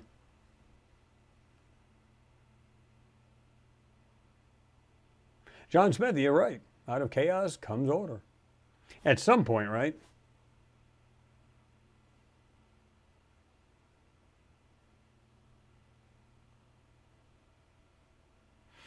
And Josh D said the artifact reminded me of a pillar from old Hindu temples. Yeah, that's what I'd be more apt to think that maybe it's more of a carved something or other, not a actual machine. However, that doesn't mean it couldn't be there for X amount of years and be encrusted. So that's possible, but if it was damaged in the process and then it becomes that way, I don't know. But it looks something that would be, if I had to guess, it looks like something more sculpted and not something high tech. But either way, it's artificial. It's not, natural. So, yeah.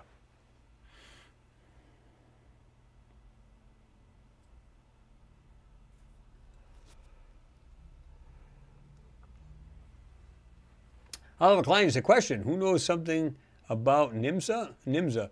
Why does it sound familiar? I'm not sure what it is, though. John Smith, he said, do you think Mars has liquid water on just under the surface? Absolutely. And they already know there is. South Pole, they said it's about a mile wide. It's very shallow underground. It's like a little cavern. But it has to, the satellite or the ground penetrating radar, or as LIDAR, one of the two they would use, or both, but it had to be at least a foot deep in order for it to actually pick it up. So it's clearly more than a foot deep, or it's registering that, at least that and then some. And they said it was about a mile wide underneath near the South Pole. Now, there's other water, and I forget what they said it was. Trying to remember if it was, there was so much per square feet. I don't know if it's 3 or 6 square feet. There was X amount of moisture. Now, if you look at some of these photos with curiosity, oh my God, the soil is so damp, it's mud. It's literally mud. Now, a lot of it, they say, is brine. So it's highly salt contented water. I get it. But it's still water. Now, of course, it has a lower freezing point. That's the reason why it doesn't freeze a lot of times, and they found it. But they also said there's a lot of regular ice, H2O, on the caps, as well as a lot of other areas. And I would have to think, correct me if I'm wrong here, folks, and I could be very well wrong, but I would think that the water, and I don't remember if it said it was brine, but I would think it would have to be fresh water as opposed to brine. Because even if you had a lake on top at one point, it'd have to filter through all of that gravel, being a natural filter, and turn it into almost like a natural lake, as opposed to like all brine and highly salted content water. And if anybody knows anything about that, as far as what that content was, yeah, just say whatever.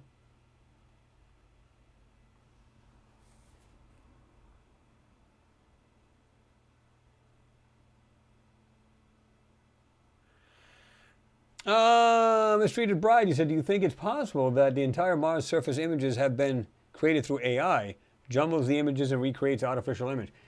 I think there's a lot involved with AI, absolutely. And I think it's, like I said, if you're familiar with, and a lot of people here already know this because they've been following me for a long time, if you're familiar with the Curiosity rover, and a lot of other things actually do the same process, it's what they call Z-stacking. So you can get the original photo here, okay, and then you take the photo, and then you take the same photo 4 or 5 times at that very same area. And then what you do is you stack them on top of each other. Now, if you want to have the original and take another copy, you could take one that's probably 80% transparent. But what you want to do is you want to put over your own manipulation, or overlay, if you will, put it down onto that photo so the original photo is there. Set it on top, and then run it through the computer. It makes a photo, and now it's a regular photo. So it's covering up most of what's there, but somehow we can bring the lines out. So we can actually see the true, within reason, real photo. So you're literally seeing the photo and you're dragging it through the overlay. Not all of it, because clearly you can't do that. Some of it is more dense. Like when I do videos, you'll see like you see like this picture right now. We're seeing this orangey kind of color, right? When you put that through Photoshop, and you do auto contrast, auto color, so on and so forth, this would look more realistic, like it's here on Earth. Now, when you bring through that, when you can literally look, if you look carefully, you can see these lines, these weird lines in places you should not see that. And once you bring all these lines out, suddenly they take on a whole new look. You still see the overlay, but you're able to bring out things through it. Some things are really good, meaning you can bring out some of these objects, and some of them look almost plain as day. And then the rest of it's like this kind of weird and blurring and all kinds of, we've seen purposeful blurring, digitizing out in some areas. The list goes on. I mean, they'll brighten something up like highly contrasted. There's all kinds of tricks that they do. So you have to be able to get through the manipulation, or that overlay, if you will, that layer of manipulation, to try to pull out some of it. Will you pull it all out? Not going to happen. Not in a million years. You can bring out, depending on the photo, and like I said, when you do that and you get the actual photo, suddenly you see these greens, blues, and just weird colors. Why? That's the manipulation. This is the reason why they're all one color like this. The second you bring out the real colors, or at least the way Photoshop sees it, all you got to do is start burning a little bit. Suddenly a rock has got a green area on it, a purple, a blue. It should not do that. This is overlay over the top, and you're still bringing the shape of this rock out, or object, but it's got an overlay over it. And this is what you're seeing. This is the reason why you can't make out a lot of the shapes, and you try to drag out as much as you can. It's not always the case. It's really tough to be able to do that, right? It's just crazy.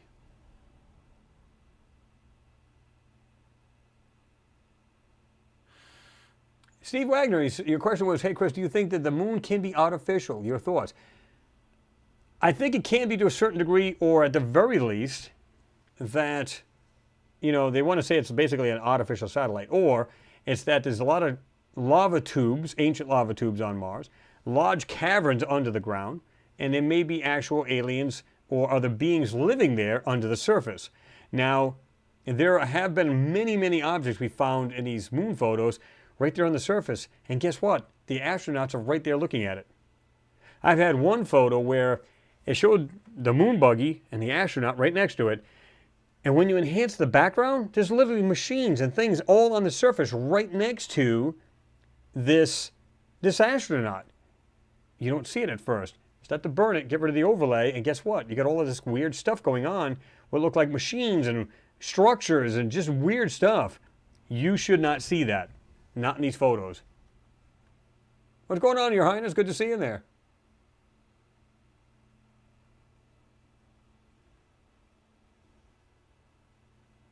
What's going on there, Mr. Kyle Harvey? Good to see you there, brother. He said, I appreciate your support, brother. I do appreciate it. He says, sup, guys? I'm finally here. Was having some internet issue. Yeah, I thought I was going to be the same way, man, because I'll tell you what, like I said, we had some nasty storms early this morning, and a lot of rain. I'm sure you got it as well, Kyle. Really, really bad. And like I said, we got, it's 2.92, almost 3 inches of rain here. So I'm like, okay. Even if the power was out, I could probably fire it up and get on for about an hour and be able to talk with you guys. Because again, my internet and everything's backed up with battery backup, not Batteruck. And I've got it here as well on the computers. This one here I have to shut off in order to extend my time. But, because I can see right here on the interface how long I have. Like right now I got the 2 screens on this one as well as other computer one. And it probably is, if I'm not mistaken, it's probably like 40 minutes. Or less than that, probably less. Yeah, it says like 21 minutes.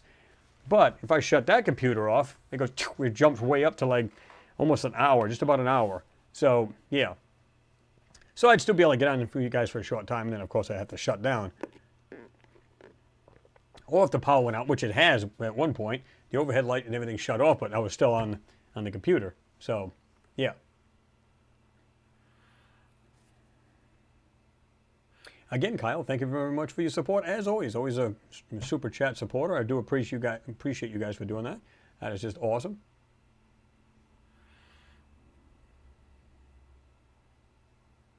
Juxtabilly said, yeah, the blurring really pisses me off. It is because, and here's the thing, when you go into the raw plating of these photos, you can see the plain as day. They put their own pixelations in there, like a compression artifact. You can see the blurring literally cut off and just like squared off and everything. It's literally purposely done. So once you try to go through that part of that blurring, it literally puts all kinds of weird colors in it. It's bizarre.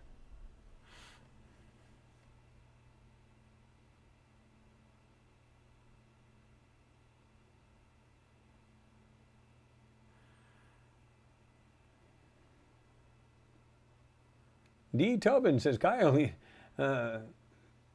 you must have Spectrum. Some of them really piss poor, internet providers. You ever notice that, guys? It's really trash. I've got Comcast. I never had an issue with them. One time I did when we had a storm. We were actually on vacation, and there was a storm, and right across the street there's this subdivision where very expensive houses. I mean, like expensive. Well, it literally hit a house over there and burned up everything. I don't care what it is, toaster, refrigerator. It doesn't matter. It pretty much fried it. My neighbor here blew up his TV. Mine was pretty much all set because I have everything on power strips. I shut everything off. I didn't have any issues except for my modem. And of course, if you know anything about electricity, you get static electricity or a lightning bolt hit pretty close there. The static builds up on the ground, and it just it took out the modem as well as my wireless router. And I told him about it. He goes, well, you won't be able to prove that to him. Because I had a guy come out and test the line. He said, well, you won't be able to prove that to him. And I said, it can only come from one place, dude. So I ended up grounding it and everything else and never had an issue. I've had a lightning strike right here in the yard and never had any issue with it after that. So just ground your coax and you're good to go. They have like a grounding coupler you can put on there.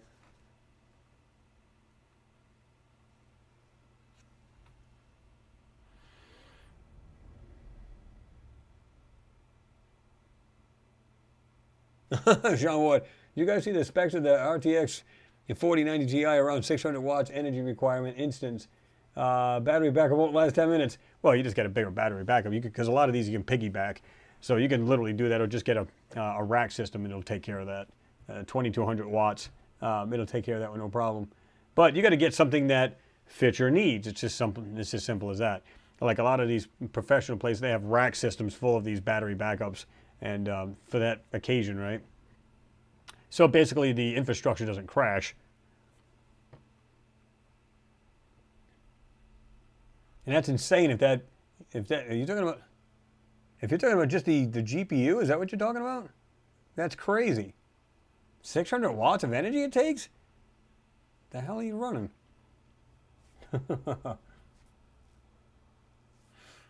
Frank Miklos, what's going on? Good to see you there, man. He said, I just wonder if any of the surviving Apollo astronauts are watching this channel. Who knows? It's hard to tell. I know a buddy of mine, like I said, he was able to find out who actually watches his channel, and he said NASA was one of them. Wouldn't surprise me. They're probably going, let's just throw this out there and see how these guys dissect these photos and see if they can figure it out. Again, they use it like a pawn type thing where, say, we'll use those guys as pawns, and this way here we can see how people either agree with it, disagree with it, or it just gets people desensitized in the event that, you know, one day it does, you know, come to fruition and all this truth comes out, and then, you know, people will be like, oh my God, they're completely shocked. So, I don't know. It's hard to tell. Hillbilly Tarzan, what's going on? Good to see you in there. You said I just watched your last video and it's crazy how much you can see. Yeah, is that all natural? No, I don't think so. Not in the least bit. John Smith says, I often wonder how many civilizations have collapsed over the millennia. Well, like I said, there was one guy, and I forget what it is, and maybe you guys can enlighten me, or these other folks here. When he said that, he says, once a civilization gets too large, it tends to implode because it just gets too big for itself. Now, whether it's through warring, you know, basically using up its resources, it's going to collapse at some point. You know, so I hear a lot of people saying, you know, we need to concentrate on what's going on here with Elon, Elon, and all this other crap. They're like, oh, blah, blah, blah. Listen, I agree with you guys wholeheartedly. I think they should concentrate here on Earth. There shouldn't be any homeless people. Everybody should be like living good, and they don't have to be living large, but living good, not in poverty levels. I think everybody should be like on an even plane type thing. But you need to, if you want to survive, you need to be, you know, spacefaring. You need to be on other planets. So I agree with that as well. Now, but like I said, at some point, a civilization gets so large it'll implode. At, you know, whatever way it does, it'll you know, definitely implode in on itself.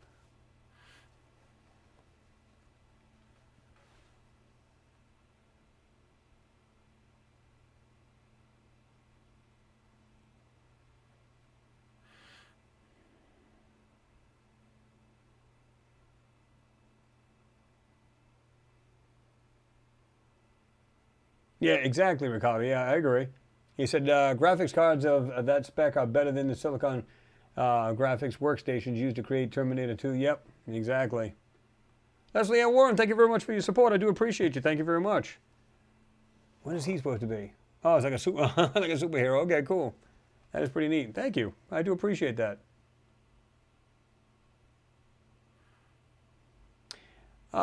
Good question, Mistreated Bride. He said, what are the thoughts on T-Mobile's 5G home internet? I've seen the modem for that, and I actually thought about getting it. It was like $50, I think it was. No, I think that was Verizon. Now, T-Mobile, I'm sure, is going to be competitive with them as well. Now, some people will ask, are you asking if it's good, or are you asking because a lot of people are like afraid of 5G and the radiation? Oh my God. Is that what you're asking, or just my thoughts on the 5G home internet? Because truthfully, I don't know. I don't have it. But I did, again, look at the Verizon, and I'm like, it's pretty darn fast. I mean, we got towers over here that are 5G. So, you know, I could do that. I could drop friggin' $50 a month just in internet. So, but it's something I would probably have to try out, and see how it fails and stays up. You know what I'm saying? The good thing about that is because they're basically cell sites as well, they work off that, and plus, you know, so on and so forth. So if the power goes out locally, meaning, or maybe a truck drives over a pole and snaps everything on the pole, so therefore no electricity, no internet, no nothing, unless of course your stuff's underground, then you're pretty much dead in the water until they fix it. Maybe through 5G, through cell sites, as long as they got battery backup, you can still continue to operate, which is not a bad deal, right? Of course, again, you'd have to have your own battery backup, or else you're pretty much SOL.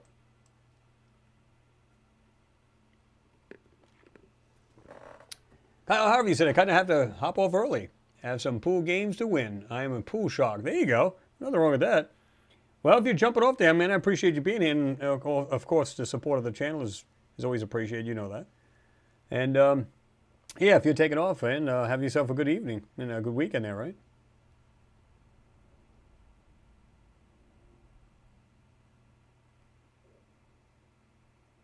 Sean Ward, you're talking to Josh D. Said, I'm running a smaller RTX 2060. I can't afford paying R5 4000. Wow. Yeah. 4090 Ti. Yeah, it's funny how you can get a whole computer, right? And I'm talking about a gaming computer. I'm not talking about something that's got onboard graphics and all that other crap and the cheap stuff. It's funny how you can get a whole computer for X amount of dollars. Let's say you pay $2, $3 grand, something small. And I don't mean, because you can spend up way up, you know that. Just spending $2, $3 grand on something, but go buy the graphics card alone, and it's like, what? Is that really $400 to $600, if not a whole lot more than that? And you go, that's just crazy. That's why you're better off to buy the whole computer if it fits your needs. But, you know, you find yourself upgrading a GPU, and like I said, this one here was 16 gigs of RAM. I've got 80 in it now. Just upgraded it that way. And, you know, just to keep it, you know, functioning, running cooler and stuff like that. But it's nuts.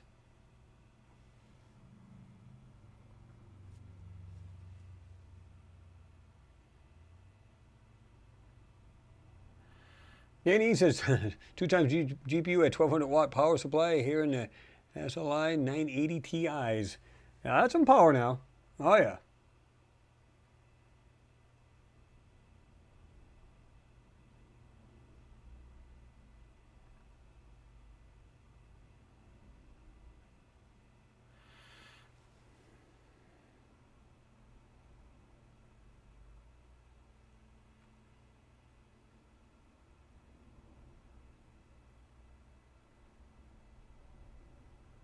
Justin said 5G modems here will be at least 5 times that price. Dutch people are easily ripped. Well, that ain't good. Yep. Well, what's funny about it is you can see a lot of people with these, you know, internet providers. And what's funny about them is, like, there's one over here, and it was sad. Everybody's like, oh, my internet's down, my internet's down. What are you talking about? And they had this real lame, it's like Billy Bob's internet. And it's like, why would you mess around with that? Oh, it's only $35 a month. I said, yeah, that's exactly what you're getting. Crap for your money. I say, I pay just about $100 a month, but, you know, my speeds are about 1 gig down. It's only like 15 up. So it's not super fast. It's not fiber optics, right? So it's decent for what it is. I don't have any lagging in any of my NVIDIA shields. I don't have any issues with that. Watching movies or anything like that just comes on, boom, you're just watching it.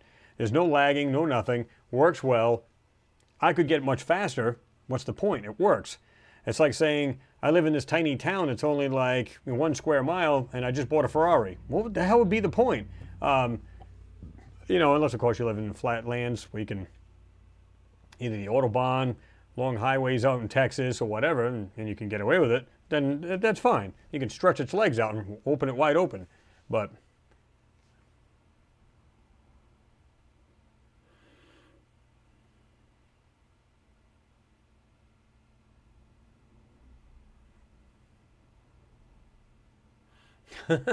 Mistreated Bride. Thoughts on Sleepy Joe?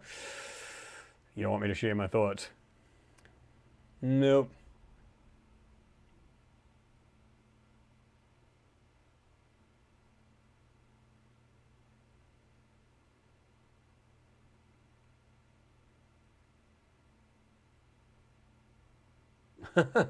Yeah, Mars the Second Genesis answered your question too. I see now how far I can't even string a sentence together. Now, just because a guy can't walk right and just falls upstairs doesn't mean he's that bad. Come on now. Come on. Have a little compassion. Metalhead, what's going on? He says, sorry I'm late. Don't worry about it, brother. You're here. We appreciate you being here.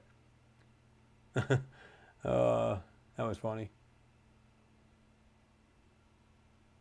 Renee Cruz, fiber optics, transistors, and computer chips were discovered in Roswell, 1947. Well, I heard it was mostly like microwave and fiber optics and things like that, but we actually came a long way. Transistors, we went from tubes, power tubes, rectifier tubes, went to all of this stuff, went into, and then we made, went into like computer chips and transistors and everything else, and that's when everything really shrank in size, because even if you look at the average TV back in the day, I seen this, and no word of a lie, these screens were this freaking big. The TV was gigantic. Why? It was all tubes. So, and then we had hybrids, like I said, where you had tubes and transistors, and then it just became all transistor.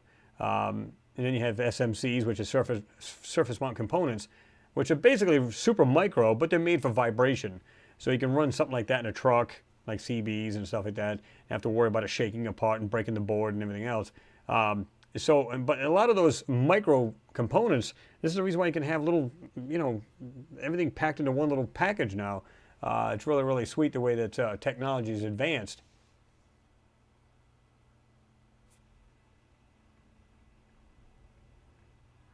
Hillbilly Tarzan, thank you very much for your support. Always a supporter of the Super Chat as well. He said, ain't much, but just pitching in. Thanks for everything that you do here. Well, I appreciate that, Hillbilly. I really do. That's awesome, and I do appreciate you. Yeah, I mean, you guys are all awesome anyway. You know that. It's just great that you guys, support the channel. It helps out, you know what I mean? Like I said, I always say any support is good support, so it works either way.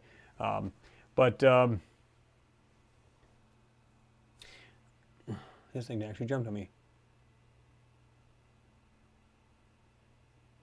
Equalizer, good to see you there, man. He said, are Tesla vehicles intact, any electronically loaded car protected from EMP? Probably not. I wouldn't think so. Now, a lot of what I understand the military is, obviously the government will be, so on and so forth. They'll be shielded towards EMPs. The average people like us, crap out of luck. Unless, of course, you own an older car where it doesn't have a spark module, well, within reason. I mean, it probably wouldn't, it depends on the EMP too, right? So let's suppose you have a real old car, and I know a lot of you guys do here. Let's say you're driving around a 67 Chevelle. Well, that's all well and good, and it's, a lot less chance you can start that thing up and run it. However, you do have a pickup coil in these transmissions. Will it affect that and cause the car not to run? Would it mess around with your coil, being it's liquid inside there, and would it, and you got windings in that, would it affect that, causing the car not to start? So or not run properly, right? So it depends on the EMP. It'd have to be something super powerful and do anything like that. But if you got anything, even the older cars, like, I remember where they had the lean burn computer on the Chrysler engines, like the Cordobas and things like that, right? So it would affect that. Anything with a computer, affect it. So basically, it's rendered useless, and you couldn't do a darn thing with it. Where I have a fully electric car, I'm pretty much screwed. Hybrid, same thing. It isn't going to matter. Some way, even if it was completely gas, standard car, nothing special, you're pretty much screwed. If it's got a computer in it and it's not protected, and it's a good size EMP, you're pretty much hoofing it. I mean, there's just no way around it.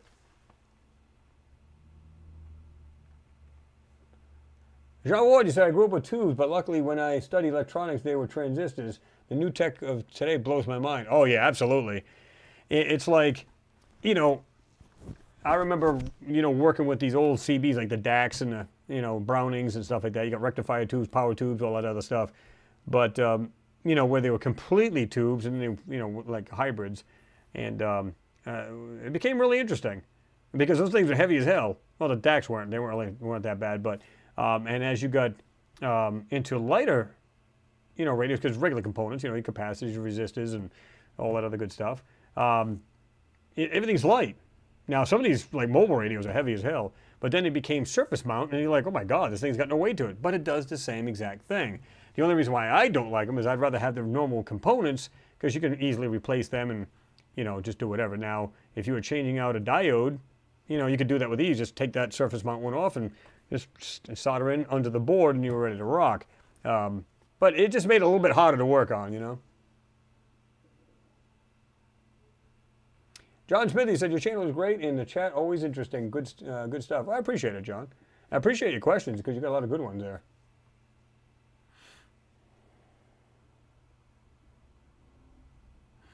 Critter Bonus, your question was, will SpaceX invent the warp drive system? Secret research centers. Truthfully, I think it's already been done. I can't, of course I can't vet that. I can't say yay or nay for sure, but it's almost like these guys were working on this stuff for years. Like I said, anti-gravitics. You knew these guys were working on stuff that was insane. Just, like I said, if you're working on that, you have to have it pretty much perfected by now.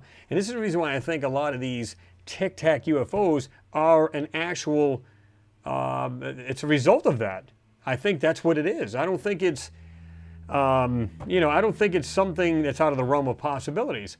If they've been messing around with that for the longest time, they're just showing off their new toys. They're basically, look what we can do. We don't need a person in it. We can use it. It's basically a drone, only it's using anti-gravity. And it can do maneuvers that are insane. So I think it's all ours. I don't think it's got, maybe it was derived from a UFO at some point, or it's something we came up with. Either way, something's telling me it's just us. Could I be wrong? Sure, absolutely, because there's a lot of sightings out there that are unexplained, but up till we seen the Pentagon put out these Tic Tac UFOs, you would have thought it was simply something from outer space. And it still could very well be, but I don't know. I just have an inkling that that thing is just, it's something we've built. It's not something that's from outer space. John Smithy said, Faraday cage. Are you talking about what like Nikola Tesla built? Pretty interesting, right? Those were pretty neat. The way he had that thing set up was just really wild.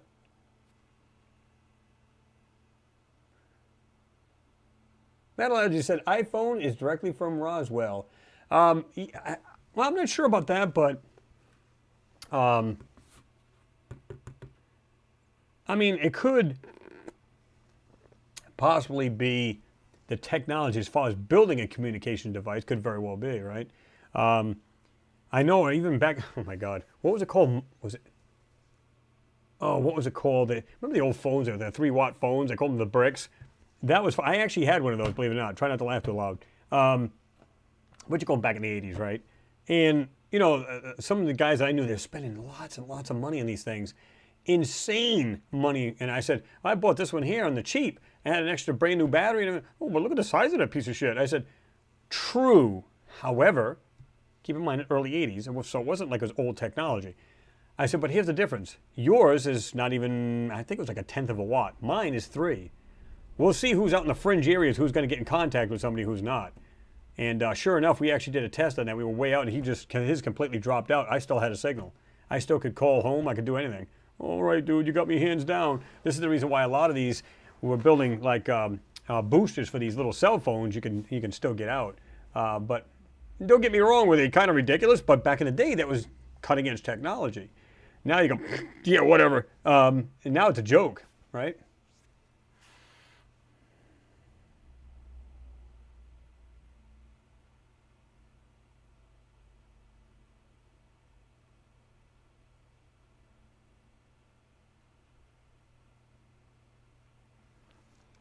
Gene Borsier, RCA 2995 Amtron, Amatron, I'm sorry, Ameritron, 811H amplifier. Yeah, baby, that's pretty sweet. What is those Ameritrons? Was that the KW or was that the 1500? What was that? I know that it might have been just shy of a KW, but the 2995, yeah, it's, so what are you driving at, 100 watts? I think there's a 100 watt transceiver. Of course, you can really kick these things up too. If I'm not mistaken, I'm trying to remember the 2995. So 2990s were, I think they were just a lesser watt. Been a while since I've tampered with those.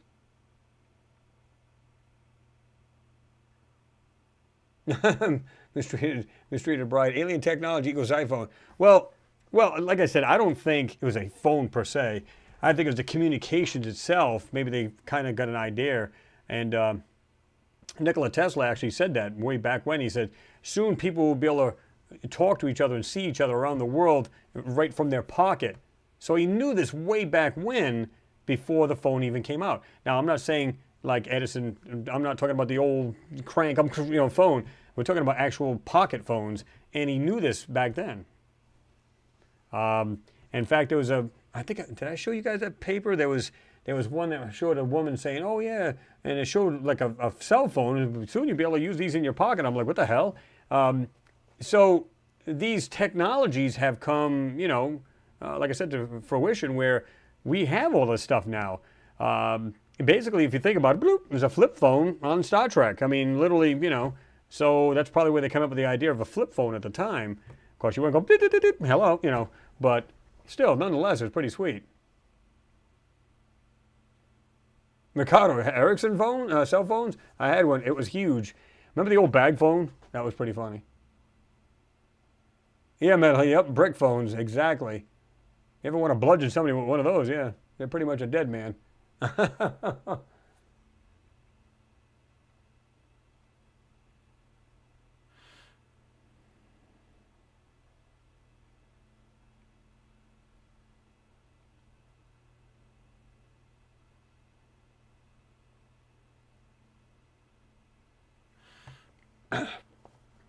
Oh, okay. Gene Borsi, you said about 1,500. That's what I thought. I thought it was a 1.5K. I didn't know what, I wasn't 100% sure, with about 250 watts to drive. So you've got that peaked and tuned at $29.95 then. Is it the DX? I'm sure it's the DX. So pretty sweet setup. That is pretty sweet. I was running an X-Force at the time. It was the 400, and it was a mobile box. I was running on a, trying to remember if I still got the same one here. I'm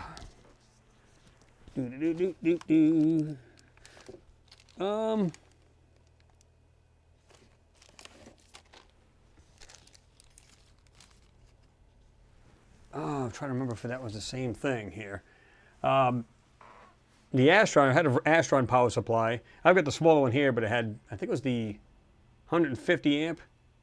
I forget what it was now. But I was running the X-Force off of it. And of course, I had a Texas Star modulator driving into that. So, but I had it keyed up to where I could actually get this thing to work right. You know what I mean? Everybody wanted to run large dead keys, and of course, they blew everything out of a driver or their amp and wondered, oh, how come you're running yours like that? I said, because, dude, mine was so clean. Get this. I want you to imagine you talking on sideband. There is no carrier until you talk, right? It's driven by modulation. So what's funny about it is I would literally talk on AM, and it sounded like I was on sideband. No dead key. I had a guy that I was in Rhode Island, living in Rhode Island, running that box, just the Texas Star modulator, and then I kicked on the X-Force. He's like, oh my God. He says, you're literally going from nothing to 9 over here in Connecticut. So, I mean, he said, oh my God. I said, that's the cleanest sounding radio I've ever heard because it wasn't choppy. You know, like sometimes you get it so loud and you're just driving it so hard that you can just hear that raspiness and that weird drive. That's not the way you set up a radio.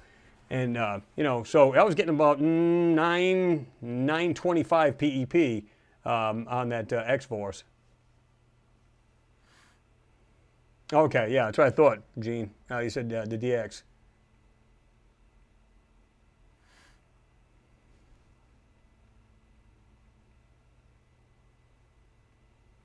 Mr. John Ward's leaving us. Well, I'm going to try to get him on me. What do you guys think? Next week? Try to get him on a Friday. So I'm going to try to bust out the videos. We're going to see what happens with that. But then I want to definitely get Jean back in there because I know he's got a lot of good stuff he wants to share. And if you guys are not familiar, because there's a lot of newcomers here. If you're not familiar with Jean Ward's channel, go check it out. That's exactly what it is, his channel, Jean Ward. Pronounced, or spelled Jean and Ward. Look for his channel. You can just check it out on YouTube. Get it in the search bar, put Jean Ward. And then, of course, when you go to the filter drop-down box, put channel. Check him out. Check out the channel. Subscribe to him. You won't be disappointed. Does awesome work.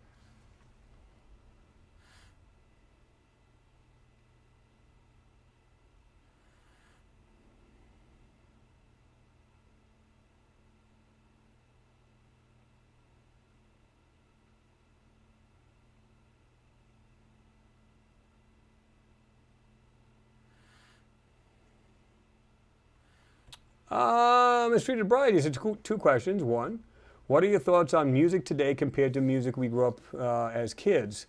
Two, thoughts on Elon's acquisition of Twitter. Just like every generation, I'm not sure how old you are, but based on everybody's generation, like if you were brought up in the 70s, obviously you're going to think the 70s are the best. 80s, same way. I like a lot of variety. My mom, when I was growing up, she listened to a lot of music. She had her own store, and she'd play music through there. And I listened to everything from 50s, 60s, 70s, and 80s. I love the 80s and the 70s because it was so diverse. Everything had a different sound.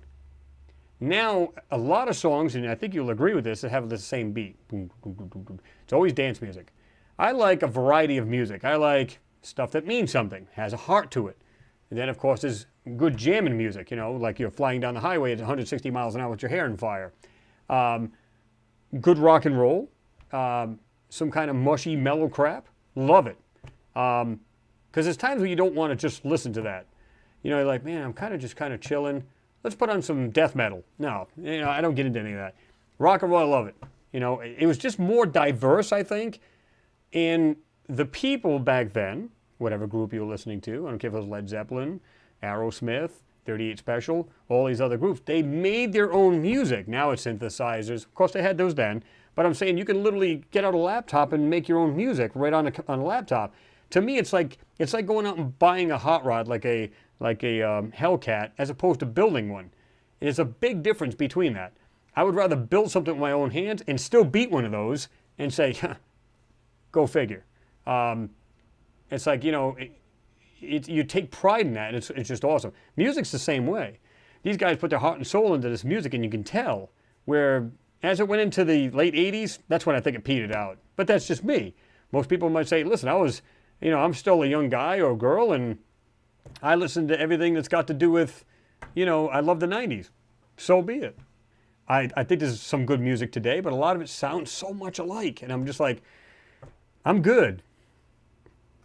And again, it depends on, yourself and your generation you were born. And as far as thoughts on Elon's acquisition, I think it's great. A lot of people are going, oh, what the hell? What do you mean? Stop this. He wants to have it so there is no banning of people. How about just free speech? Let's go back to free speech. Wouldn't that be awesome? Everybody's like, hey, now buy YouTube. Like, what? I don't know if that ever happened, but good. They need to start getting away from that crap as far as this constant, banning and, banning free speech. And it's just ridiculous. Now, I know some things are harmful, like harmful content. I get that. If you're talking about gang beatings and, weird raping bullshit, oh, come on, please. Nobody wants to see that garbage. So I get that. That shouldn't even be allowed. But I mean, as far as like, perfect example, my channel, a lot of other people's channels, they get filtered out. They don't get advertised. Like again, when you go on YouTube, what do you see? You have a list of suggested stuff. If you watch anything to do with space or Mars anomalies, you put it on there, you won't see my channel. Or you might see it once in a while, or whatever. It's like they're going out of their way to kind of cripple the channel, if you will. And it's not just mine, it's everybody's that does this kind of work. So if they would stop doing that, because my channel was growing by leaps and bounds before, and then it went, just petered right off. And there's a lot of people stating the same thing. So what's the deal? Because what doesn't make any sense is that they monetize, because I monetize my channel, is that they're making money through me. So aren't you shooting yourself in the foot by doing that? Or is it bigger than that? Try to regulate what's being said out there. I don't know.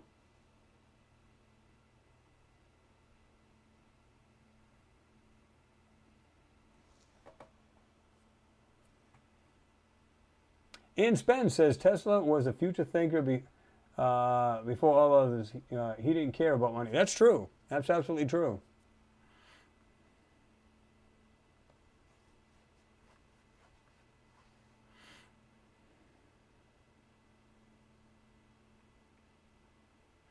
Mimi reacts, iPhone battery's death after 5 hours. Yeah, pretty much. I mean, if you're sitting there just constantly like watching videos or movies on there on your phone, and yeah, you'll drain that thing in no time. Laird, you said it wasn't Tesla developing a cell phone. Well, he had his own basically ham radio equipment, so he had that, and I guess he was designing something a lot smaller as a communication device. I don't know if I'd call it an actual cell phone, but he was definitely working on, things of that nature.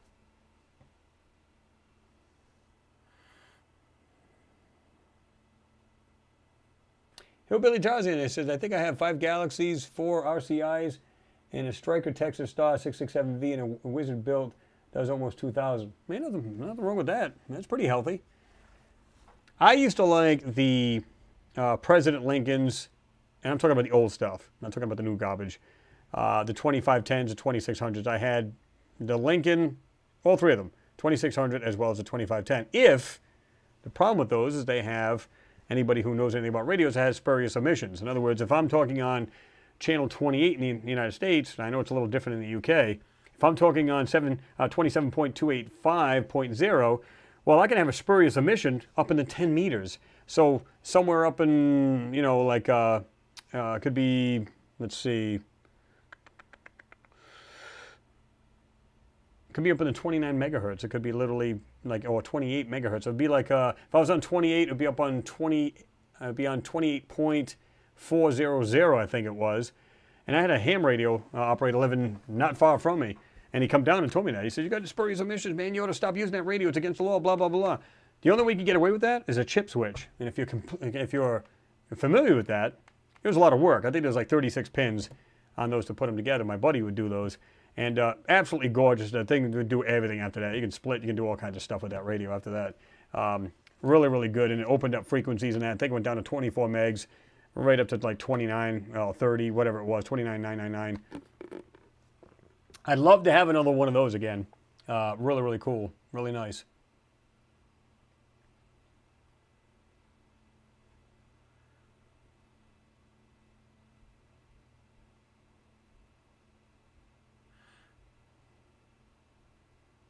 Oh, the thing just jumped on me again.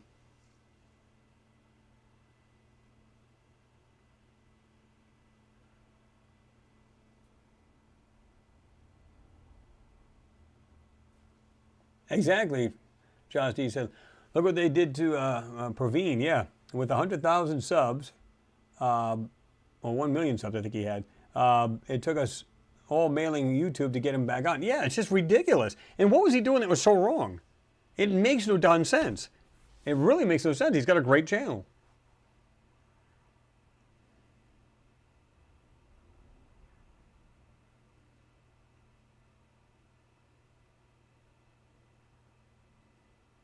Oh, yeah, there you go, John Smith. Saxon, Iron Maiden, AC/DC. Oh, yeah. There you go. That's when that's when, I mean, you want to rock out, that's the kind of music you rock out. Scorpions, all kinds of older stuff. Really good stuff. Pete Ferrero says, I was raised in a family that was big on Frank and Dean. Oh, yeah. Like I said, I mean, I used to listen to what my mom had on. I'm like, oh, okay. But then you get used to it. And then when you heard it on the radio, you're kind of like, okay, you know, tapping your fingers to it. And like I said, today's music, I don't know if I'd call it that. Like I said, it's so much, it sounds so mainstream and so almost the same kind of music, just different lyrics, you know?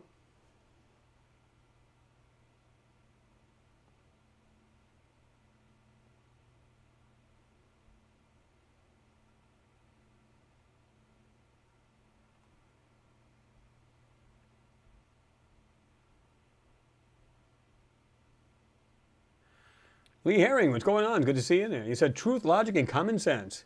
We the people can censor ourselves. Pretty much.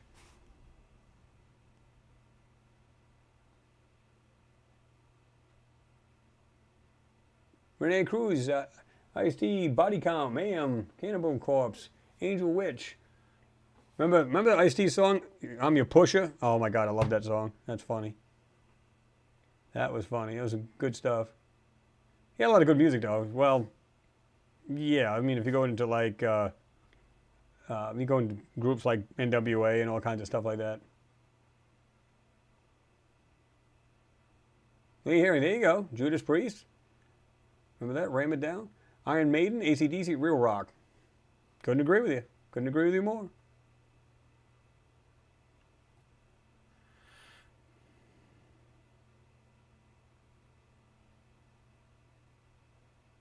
See, Metalhead, you said, my parents were hip. Mom introduced Black Sabbath to me so I could learn the songs on guitar. That was 1968. Yeah, I mean, really, really good stuff. I mean, my brother and I used to rock out to it. My mom was more into the oldie stuff, or her generation.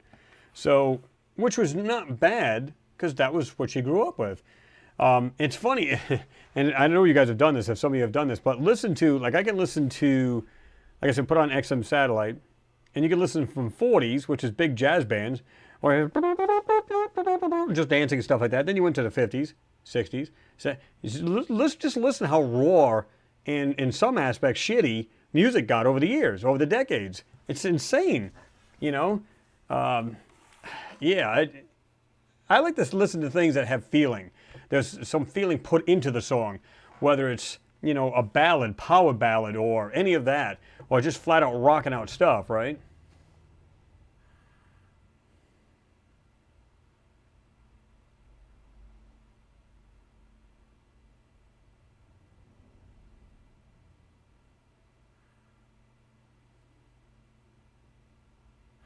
Going hot. I guess you're taking off.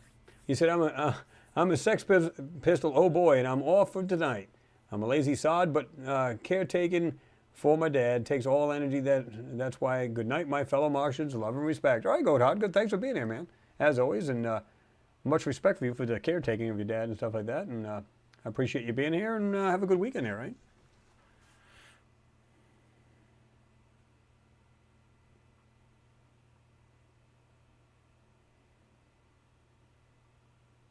Hillbilly Tarzan said, all pop music sounds the same to me now.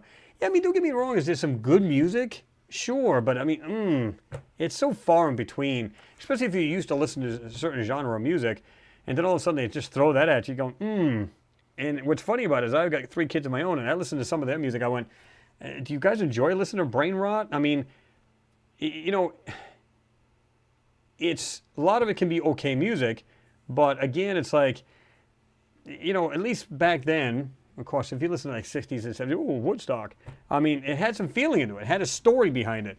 Even a lot of the music in the 80s did. It had, you know, of course, it had a lot of innuendos and it had a lot of, you know, weird music. Because every generation had shit music, if you really think about it, right? Every decade. But I think it's just a lot more diverse in at least the 70s and 80s, maybe even 60s through the 80s. They do now, but it almost sounds the same, a lot of the pop, like you were just saying, Hillbilly, you know? Just crazy.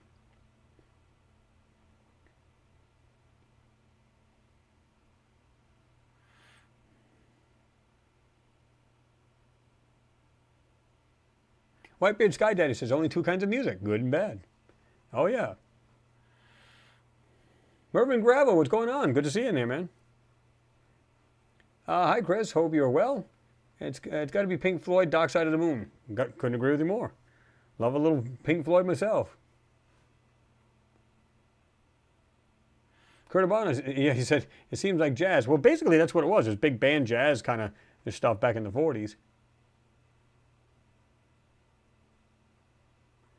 Lee Herring, he said, oh yeah. Great memories when we didn't have a care in the world. The boom box with cassette. I got one of those bad boys sitting right up there, JVC, in my closet. Metalhead said, my dad listened to country music. But did he listen to country western? No, there's a difference. Like, there's a lot of folks around here. When I moved down here, there's a lot of country folks that listen to country music. Like a buddy of mine, he's 48, 49 years old. He's younger than I am. But what's funny about it is he says, I cannot stand today's country. Because you notice a lot of these groups are trying to go from country into pop and trying to make it a kind of like, you know, it's smart in their part because they can make more money. But it's just not the same. When you listen, he listens to anything, it almost has like a bluesy kind of sound to it. He likes a lot of banjo and stuff like that, old, you know, country kind of stuff. So, you know, but he cannot stand today's music. It's this whiny, my wife ran off with the new guy and whatever in my pickup truck, and who cares? Could care less.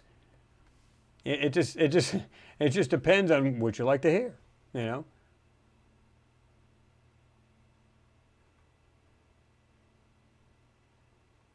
Lee Herring says, thumbs up all. If you haven't given a thumbs up, please do so. I appreciate you. Oh, now they're all pulling it out, all the songs, all the names now. Ricardo says, Floyd, Hendrix, Santana, Moby, Boris, Mozart, Oasis, Blur, Eagles, hate most modern pop. Well, that's pretty much it. Yeah, I can't stand it. Like a lot of these bands you probably haven't heard of, and some people have, like power ballads, like I said. I love the way they can rock it out and still have a story behind it, like Vandenberg, this Burning Hot. If you look that up, it's an underrated band. It should have had more exposure. Now, is it the most top music in the world? Hell no. But like you said, when we go back to Black Sabbath, again, slow songs like Changes. Love it. Because it fits. I think a lot of people can relate to that because you do go through changes and you have to roll with the changes. So, you know, and that song actually relates to me because I've been through like a relationship that was like that, and it rings out when I listen to that song. So yeah. Bush Corey's in there. What's going on? Bush Corey Gaz, what's happening?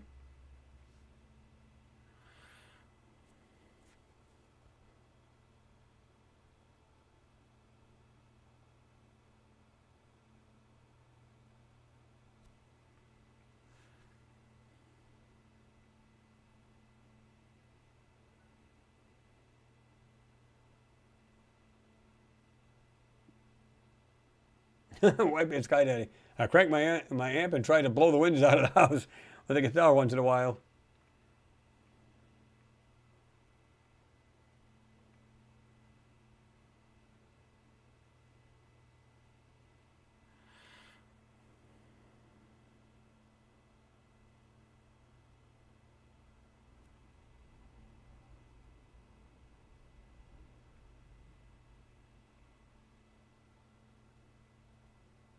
Lee Herring says, Triumph, Rush, except The Who, Montrose, Van Halen. The list keeps going. Have a good weekend. Oh, you taking off, Lee? I appreciate you being here, man. I do. And thanks for just sharing that with us. That's cool. Appreciate that. All right. Have yourself a good weekend if you're taking off, and be safe there, right?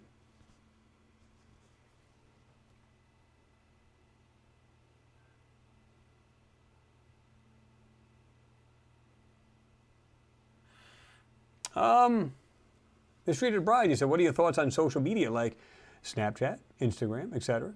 Do you know it leads to kids feeling depressed looking at other people's pictures?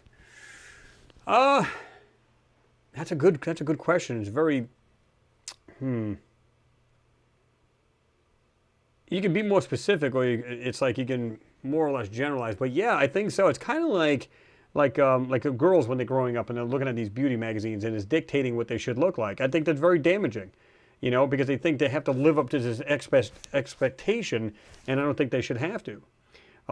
They all want to be popular. So what do they look at? Like you're saying, you look at Snapchat, Instagram, and these TikToks, and they want to do the same thing because they just feel inadequate because then, oh, how come I can't make things like that?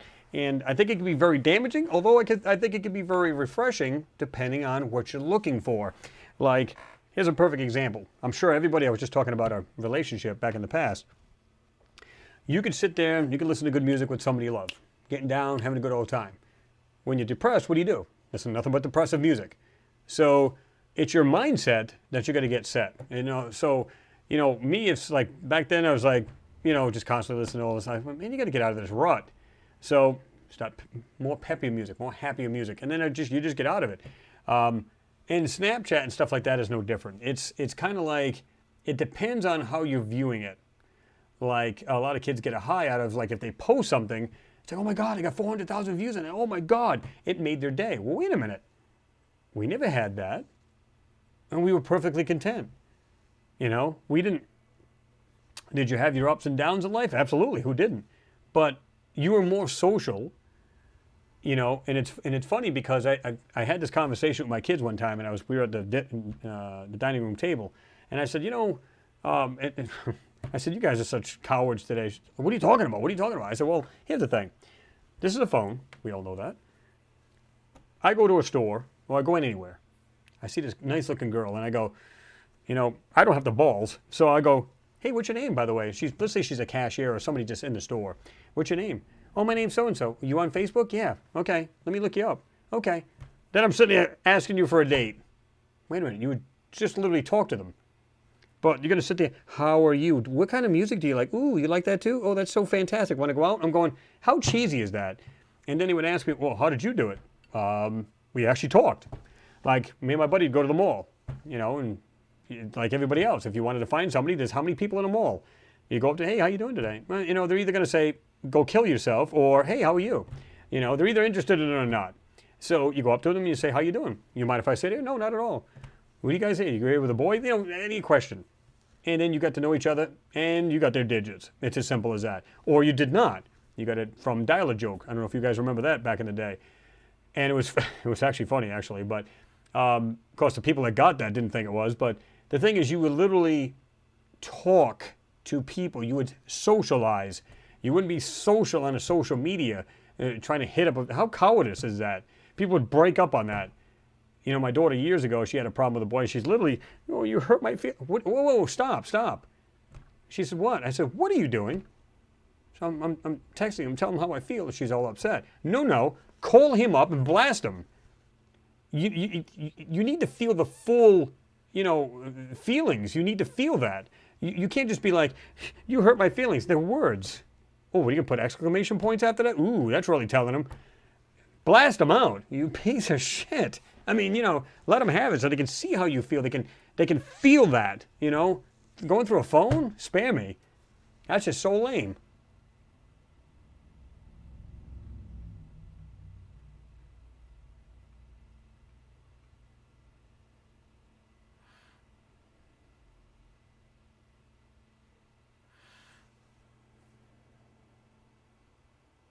Steve Garnham, what's happening? He said, sorry I'm late, long drive. Hi, Chris and fellow hybrids. What's going on, Steve? Good to see you there, man.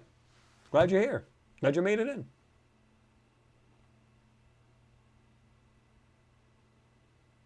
John Smithy said, I'm made up. We didn't have social media or insane teachers. There you go. Exactly, Mimi. Right up, you hit it right on the head. Yep, these kids learn you are only worth if you have 1 million followers. That's how they grow up. Isn't that sad? You're trying to find what your self-worth is. What am I worth to people? Do I make a difference? Why does it matter? Live your life. Damn it. You know, be happy who you are. Some kids, there's this one kid, they were talking one day. There's a couple kids and friends of, I think it was my son and stuff like that. And he said, no, it was a girl. It was my daughter, was her friend. Oh, yeah, I can't get many guys and this and that. And you know how girls are. They go, I just don't feel like I'm very pretty and so on and so on. I go, listen. You could be a lot worse off. And she looked at me like, whatever, not really. I said, really? You could be a quadriplegic. You could be blind. You could be this, you could be that. Be happy who you are. There's somebody for everybody. Don't worry about it. It'll be all right. It'll work itself out. Kind of looked at me like, what? Yeah. David Gossimo, what's happening? He said, broke up with a girl, got a bottle of Beam and got drunk. That was me. Yeah, get something, well, not that it really helps too much because then it all comes back once you're off that drunken high. But yeah, I mean, I would just listen and just tune out to music like that and just be like, oh, all right, cool, just go about my business. But then I was like, okay, snap out of it, dude. Snap out of it. So.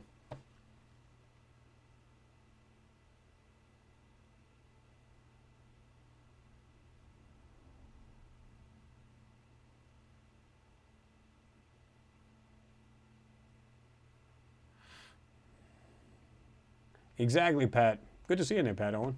He said social approval. That's what it comes down to. Billy Tarzan, I know, kind of got off the path a little bit here, but he said, hey, Chris, what do you think about the planet Mars? Think we ever had intelligent life there? Had to ask. Maybe, just a little bit. Lee Herring says social media is going to be the demise of society if we can't get out from under the Biden administration and hit the flush handle on America. I think people do it to themselves,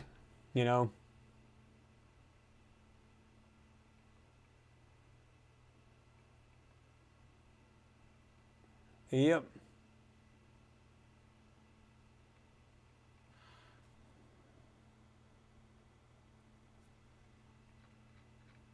We're going all the way down to the bottom here. All right. Let's get onto some of these. Let's go. Unidentified flying object investigated by the Irish Aviation Authority. A pilot reported seeing an object with bright lights come up and on her left hand side before veering off on Friday. So I'm not sure what was the date on this here. This was actually a few years back, actually. Yeah, this is November 13th, 2018. But the Irish Aviation Authority is investigating reports of unusual air activity after several reports of unidentified flying objects. On Friday, a pilot reported seeing bright lights near the British Airways plane she was flying from Montreal to London, according to a recording of exchange on flight enthusiast website Air Live. The pilot radioed air traffic control in Shannon, Ireland, initially asking about military exercises in the area. Air traffic control responded saying that there were no military exercises happening in the area of her Boeing 787. So yeah, I mean, it's just crazy how much, this goes way back. You know what I mean? You're just hearing about it more now because of, a lot more people have phones, social media, which is a good thing in some aspects because you get to see stuff like this. You can literally get on the computer and find all kinds of stuff. How the Oumuamua mystery shook up the search for space aliens. The interstellar visitor made it respectable to talk about alien spaceships. Not really. It was actually, what's his name that come up with that? Yeah, as Loeb, the Webb, depending on how you pronounce them, raised as a possibility in his paper an alien spacecraft designed to capture the force of sunlight, or so-called light sail. Says, and this was on 2018 as well. Last year, an enigmatic object named Oumuamua startled astronomers when it came streaking past the sun, giving humanity its first close-up at an object from beyond our solar system. This year, the interstellar visitor did something even more remarkable and made it respectable to talk about space or alien spacecrafts. Terry Kelling, thank you very much for your support, brother. I do appreciate you. Said, evening, Chris. Have one on me. Appreciate it, man. That's awesome. Thank you. Yeah, Avi Loeb. Yep. The tweet was just saying, Danny. I was trying to remember his first name, so thank you. It would have said it anyway at some point. But the turning point came in November when Avi Loeb, or Avi, depending on how you pronounce his name, the head of astronomy department at Harvard University, co-wrote a paper saying that the Oumuamua is so unusual that scientists should consider the possibility that it's not a far-out comet or asteroid, as his colleagues assumed, but rather an artificial structure. And I totally agree with him. Because first of all, when this thing went by the sun, there was no trail, no vapor trail at all. There was nothing, there was no ice crystals coming off of it, so therefore, again, no ice crystals. No vapor, no nothing, no tail. And it literally just kind of slowly tumbled into our solar system, took a turn, and went back out of it. What the hell was it? I think, and it's pure speculation, that this thing, it could have been a probe type thing, designed to look like a rock. Who's going to suspect it? Unless, one, they seen it. Two, maybe it gave off, if I'm not mistaken, this actually gave off a sound. If that's true, then you're going to be more apt to want to know what the hell it is. So, you got this thing hurling through space. How do you know it wasn't like a spacecraft? They just said, well, okay, just shut everything off, make it look like a dead rock, just kind of tumbling on itself from end to end slowly, and just going about, just going through space. And then, like I said, gravitational pull of some planets, and just boomeranged it back out of our solar system. Really? So, yeah.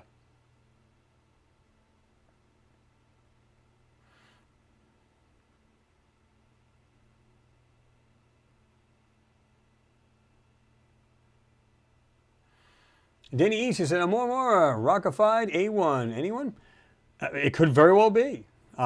He's convinced, because like I said, like I described, about no vapor trails. It just had that weird look to it. Is it possible it's a big rock? Of course. But it says Oumuamua likely traveled through space for millions of years before its chance encounter with our solar system. Now, again, they can literally just shut everything off and just kind of just slowly tumble. And at the same time, maybe they could just scan the area for life throughout our solar system. And maybe it's not even manned. Maybe it's just a simple probe that automatically goes into an area and just shuts itself down and tumbles, but yet still can scan, can look for different, signals of, intelligent life, whether it be TV signals, radio signals, radiation coming off a planet, whatever. Who knows, right? Or it was manned. But because it's a rock, it's hard to penetrate and find out what's in it. Who knows? There he is right there. Some of Loeb's colleagues were intrigued. Others were disconcerted, rather. But suddenly, mainstream scientists were talking about it, how to tell if Oumuamua is a natural object, or, as Loeb raised a possibility in his paper, an alien spacecraft designed to capture the force of sunlight. There you go. A so-called light sail. So, and of course, some of his colleagues scoffed at it, of course. It makes sense because, that could not be. Why? I don't think we know jack, to be honest with you. And yet these people, but yet they won't even accept the possibility. Nobody says you have to embrace it with, with everything, but you can at least keep your mind open, especially if you're a scientist. Isn't that what you do? You look at it, you study it, you dissect it, and of course you get peer-reviewed papers, and then you come up with a generalized thought process, if you will. Scientific papers. So, yeah. I like this one. Aliens are out there, but a new study suggests they're more rare than we think. The research has raised eyebrows because it suggests humans are extraordinarily special, despite the fact the galaxy is stuffed with planets. It's like a sandwich. Alfie Joe Bob, thank you very much for your support. I do appreciate you, man. Definitely always a supporter of the Super Chat. I do appreciate you. He said, having trouble with PayPal. This is a test. Well, it's working for you here. See, that's weird. It's like some people can make it work through here, and some people not so much. Again, thank you, Alfie Joe Bob. I do appreciate you. So, yeah, it's weird. Maybe it just doesn't like some people. I don't know. Yeah. Ricardo, thank you very much for your support too, as well. As always a continuing supporter of the channel as well. Looks like James Cragen is MIA tonight. I was just going to say that. Where's he at? So here's something towards the lens cloths. There you go. Viva laws, Viva la anomalies. I was going to say the same thing earlier. I haven't seen him. James is always in there. He's always in there, kicking it in there. Huh. Hope he's all right. Hope he's doing well.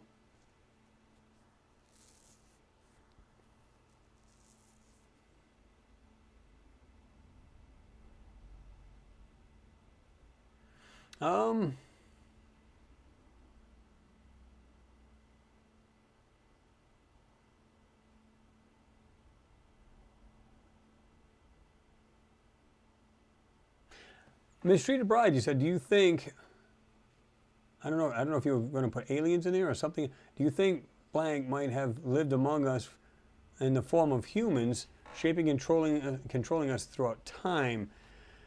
It's a possibility. I mean, you have to accept that in some form, because at some point, somebody else was living here before Earth.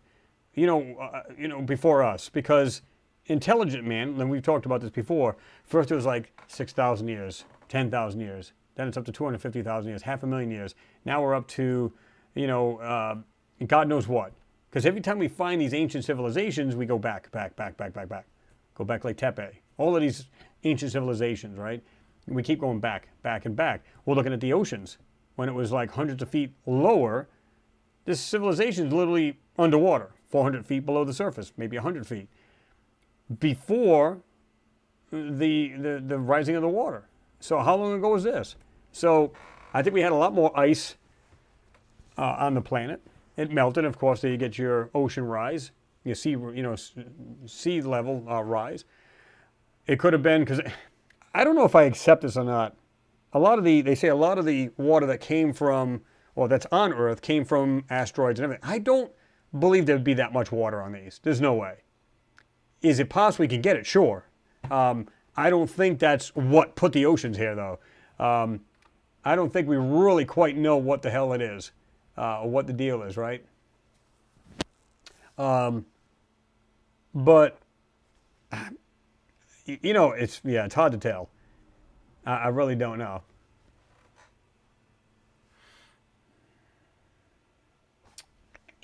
According to a new analysis from scientists at the University of Nottingham in England, we don't have a lot of alien company. On June 15th, two researchers published a paper in the Astrophysical Journal arguing that the Milky Way, which sports an estimated several hundred billion stars, could host as few as 36 alien societies. That surprisingly tiny number, of course I think it was a lot higher than that. It was up to like 1,000 or more, because they did that equation, Drake's equation, could host it. Okay, that surprisingly tiny number, although the authors also make a second, more generous analysis in which they say that the count might be as many as 1,000, like I was just saying. And I think it's much higher than that, to be honest with you. If you're talking about several hundred billion stars, how many planets are there on these stars? Do the math here. Even if there's only 3, okay, times several hundred billion stars, I'm sure some of these are in the Goldilocks zone of some of these stars, common sense. Ricardo says, James will still be in the pub, I reckon. Well, could be.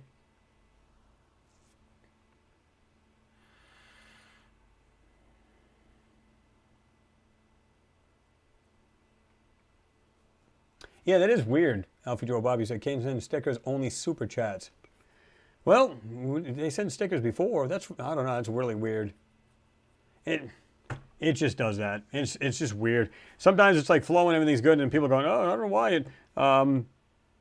Miss Heard had hers actually, she went through PayPal, or this here rather, through the Super Chat, and she said it was, she got the money back. It's like it, you know, not declined her, but actually sent the money back. It was refunded. I'm like, what is going on here? That was weird. That was a new one for me. Whitebeard Sky Daddy said, I don't think humans originated on Earth. I think you're right. Like I said, we read a paper not long ago. I think I said this on one of the live feeds where it literally talks about how basically we're all carbon life forms, right? And it's spread throughout the universe.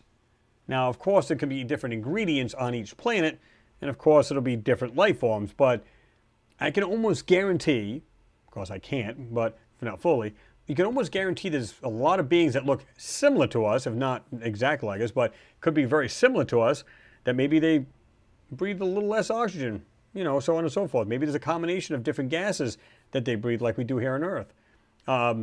So is it possible that it's very similar to us, just slightly different? Sure. Less gravity, maybe they're taller and spindly. More gravity, maybe they're shorter and fatter. I don't know. It's hard to tell. But to say, oh, we're the only, you know, species out there, no. Not going to buy that.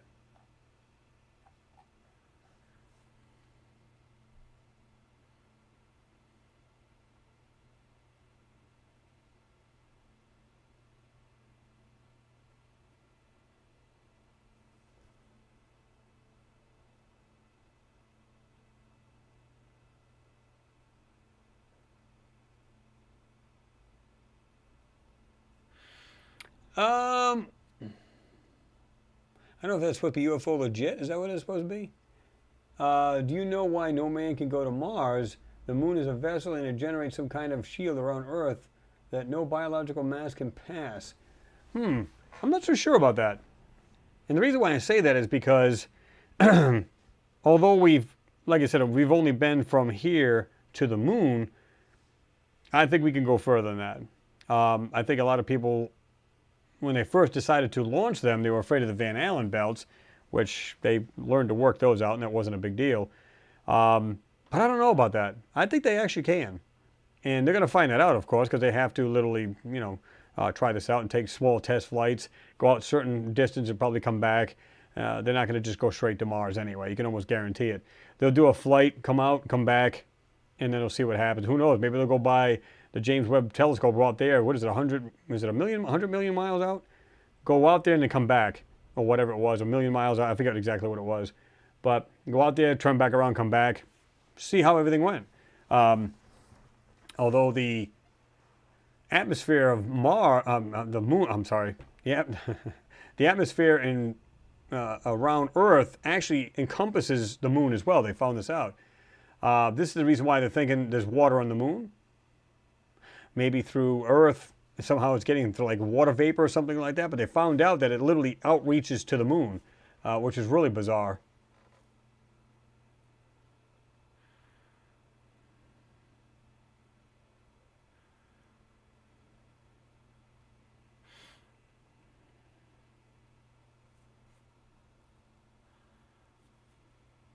Flux capacitor 72 Monty, what's going on? He said, looking back in time through James Webb sure is an odd concept to think about. It is. It's like looking way back, right? Because basically going out to the very first planets that went out, you know, with the Big Bang. So it is really a weird thing, right? But how do they know how big this Big Bang was and how many planets and, you know, galaxies did it make? Who the hell knows? I don't even think that's even the answer. I truly don't. It may be just an energy thing, and it just, like I said, they're actually random. There's no such thing as just one Big Bang. They found this out. There's more than one Big Bang, and that they're random.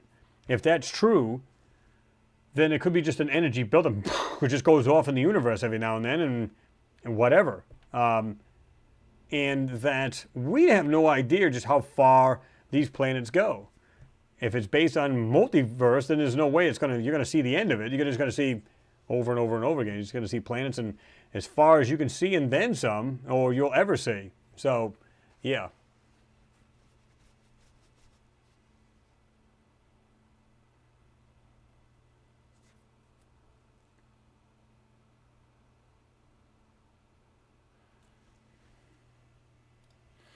Aliens may have bug space rocks to spy on Earth, scientist says. A new proposal suggests scouring so-called co-orbitals for advanced alien technology used to eavesdrop on our planet. Co-orbitals are space objects that orbit the sun at about the same time. The same distance as the Earth does. Okay. Picture this: 100 million years ago, an advanced civilization detects strange signatures of life on a blue-green planet not so far away from their home in the Milky Way. They try sending signals, but whatever's marching around on that unknown world isn't responding. So the curious galactic explorers try something different. They send a robotic probe to a small, quiet space rock orbiting near the life-rich planet just to keep an eye on things. Kind of like what we're doing now, right? If a story like this played out at any moment on Earth's 4.5 billion year history, it just might have left an archaeological record. At least that's the hope behind a new proposal to check Earth's so-called co-orbitals for signs of advanced alien technology. Again, I think this goes without saying, folks. I mean, come on. I just find it amusing that, you know, they'll come out with this. It's like, is it just only like a select few know this? Like the higher ups, and somehow over the years, of course, people have talked about this, whatever's on Mars, the moon, and everything else. So they're basically going around the sun at the same rate that the sun is, and they're very nearby, said James Benford, a physicist and independent SETI, search for extraterrestrial intelligence researcher, who dreamed up the idea that aliens might have bugged Earth via these co-orbitals while he was at a conference at Houston last year. If he's right, the co-orbitals could be the way to detect alien activity that occurred before humans even evolved. What I was just saying earlier, much less turn their attention towards the stars. Yeah, SETI gets ambitious. To be clear, even SETI researchers who like the idea of checking out Earth's co-orbitals acknowledge that's a long shot. Again, you can bet they heard signals that they can't even explain. And they probably said, it probably is, what do you call it? And I think they probably did get communications. Like I said, we talked about a signal they had gotten a while back that it's basically supposedly it was a signal saying, oh yeah, we destroyed ourselves, this and that and the other, please help us and everything else. For all we know, that was Mars. How do we know? How likely is it that an alien probe would be on one of these co-orbitals? Obviously extremely unlikely, said Paul Davies, a physicist and astrobiologist for Arizona State University, who was not involved in Benford's new paper on the idea published September 20th in the Astronomical Journal. But if it costs very little to go take a look, why not? Even if we don't find ET, we might find something of interest. What could possibly be of interest? It'd have to be an ancient civilization. Because what else would it be? Let's say a civilization like Mars. We're seeing things all over the darn planet. Yet, is there life on there or not? They probably, if they do live there, clearly they don't give a damn. Because they're not beating up the rover or they're not dismantling it. So it makes you wonder, okay, so what's the deal here? Think about it. It's just, I don't know.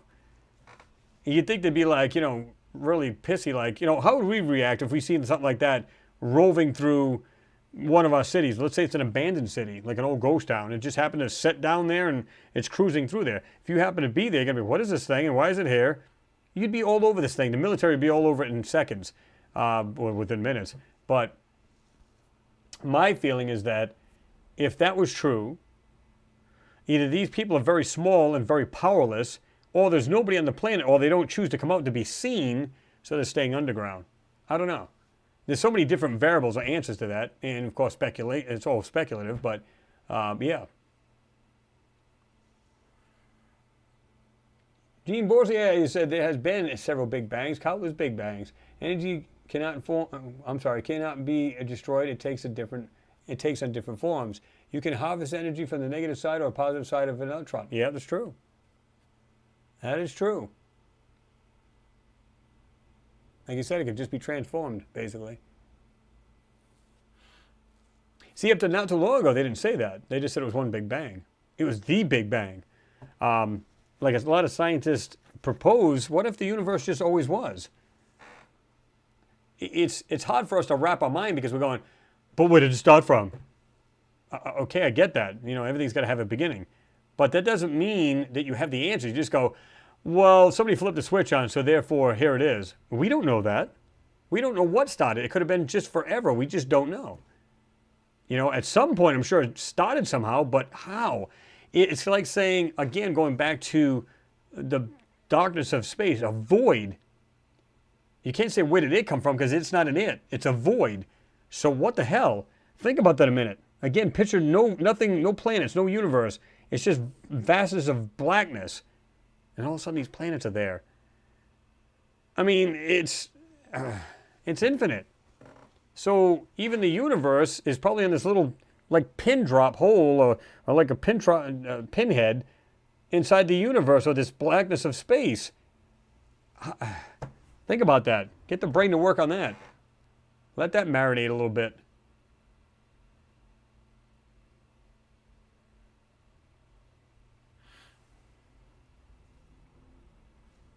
Terry Kelling, you said, I think an alien race killed off the dinosaurs as they wanted to colonize the Earth. It's a good possibility. Or maybe it was this, you know, giant rocks, you know, 65 million years ago, killed them off, and maybe the aliens lived. Maybe they were just underground or whatever, and they didn't die off. Or they came after the fact. You know what I mean? Because that's quite a long time ago. But there was man walking with dinosaurs. That's a fact. You know, like I said, there's a lot of ancient civilizations that actually have drawings of this and of dinosaurs and so on and so forth. So how would they know this unless, of course, they were digging up bones too? You know what I mean? Like these archaeologists back then, they were just, oh, you know, digging up, what the hell is this? Oh, it's a dinosaur or whatever they might have called it back then. Seen that and decided to put it on, like I said, Göbekli Tepe, where they have what looks like a stegosaurus on one of the carvings on one of these, you know, monolithic blocks, you know?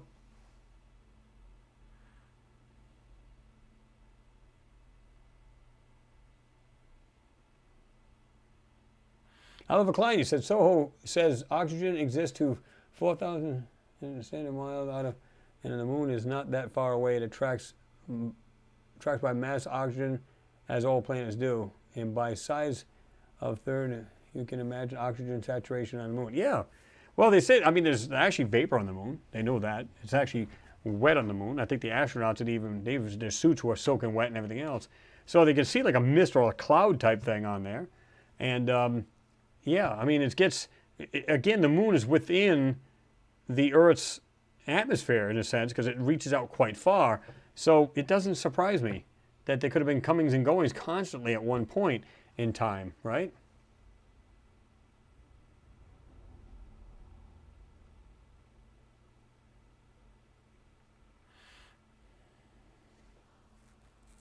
Kurt Abanish says all our civilization knows is a brief history of time. Fact.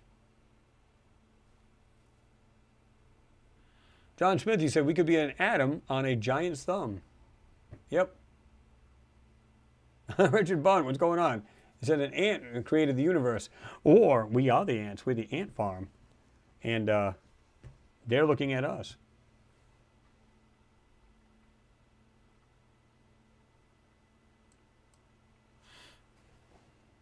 Metalhead, you said mini Martians exist up there. I have a folder dedicated to mini Martians. NASA is hiding them, of course, but not perfectly. Well, it's like a lot of stuff, right? Where, again, they put over this manipulation and censoring, and yet you can still see through a lot of this. Some parts, like the AI is skipping some parts or not doing it fully, thinking that it can fool our eyes, and we're actually seeing this stuff through there. And a lot of people like you, Metalhead, which is, I find great, because like I said, I don't really see them too well, where a lot of people actually see these beings. So I believe that's a very good possibility, and they don't see them as a threat. This is the reason why they said, you know what? We're going to do whatever the hell we want. We're just going to roam the planet. We're going to go through your shit and find out what you owned and what you didn't, what your technology was, and what killed you off, and so on and so forth. I think it's a great possibility. I think it's a big possibility of what they've been doing.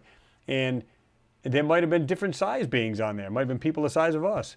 In fact, I know there was that person that did that remote viewing, that these people were extremely tall. And it makes sense that gravity's less. So if it was always like that, you and I, or the average person, would probably be 6'7", 7 foot tall, spindly, you know, probably wouldn't have back problems because they don't have much of a gravity. whatever. I mean, could very well be, right? Yeah, that's what I was saying earlier. I'm just going backwards in these comments. You said, Metalhead, you said the rover's too big for them to destroy. Now, I don't know if they were to... anything like one of the wheels, even though they're only like, I think a 60... I think they're like 50, 60 thousandths aluminum type thing. That would be like probably bulletproof steel to them. You know what I mean? Because if they are very small, right?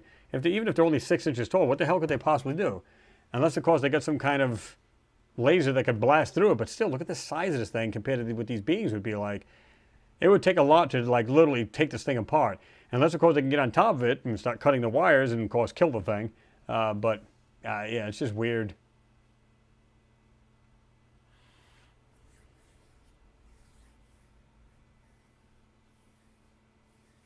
UFO logic, I think it is. I'm 100% sure there's intelligent life underground on Mars.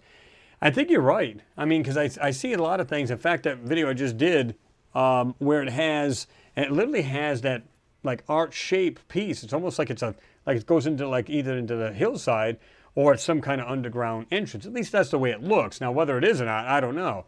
But it kind of looks that way.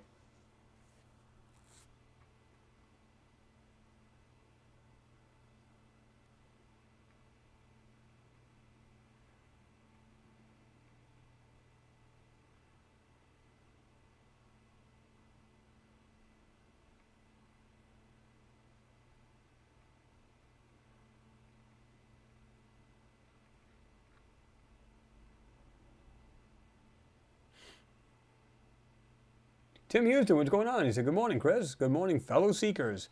I tried it is morning time for you, isn't it? I'm trying to remember who's where, you know what I mean? Some people you can remember, and some people you go, that's right, they're wearing, you could be, what do you call it? I forget where you're at. But yeah, if you're in New Zealand or Australia, it would definitely be morning for you. Oh, the client, ack, we come in peace.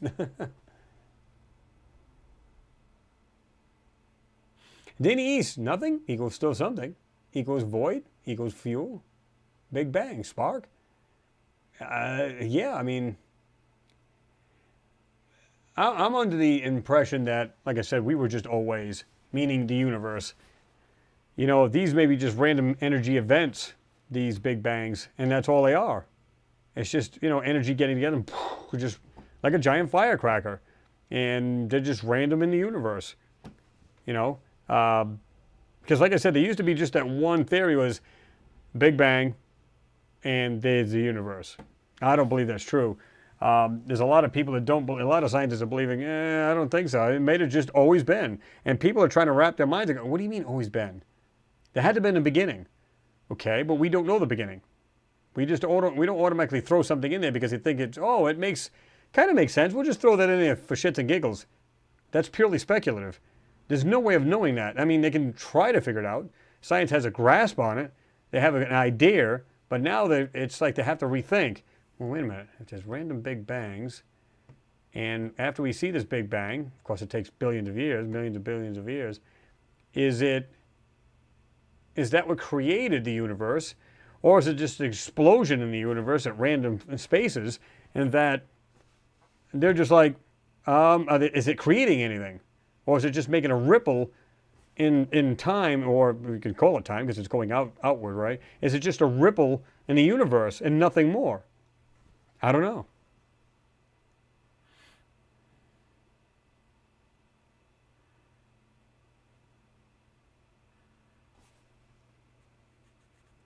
Mimi, you take it off?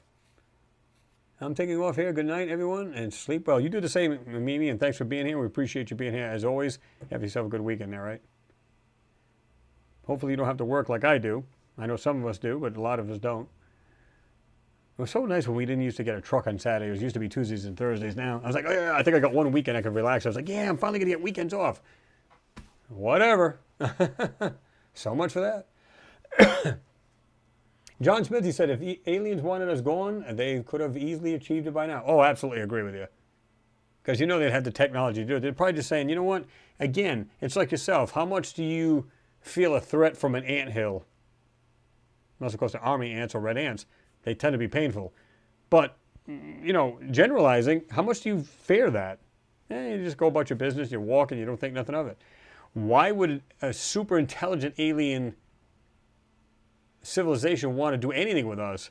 They'd be like, "Dude, kill us off." Why? It's just like, they're going to have to grow just like we did. You know, they'll have to make their mistakes. They'll have to kill each other off. You know, use up their resources, whatever. Let them go through their growing pains if they don't kill themselves off completely.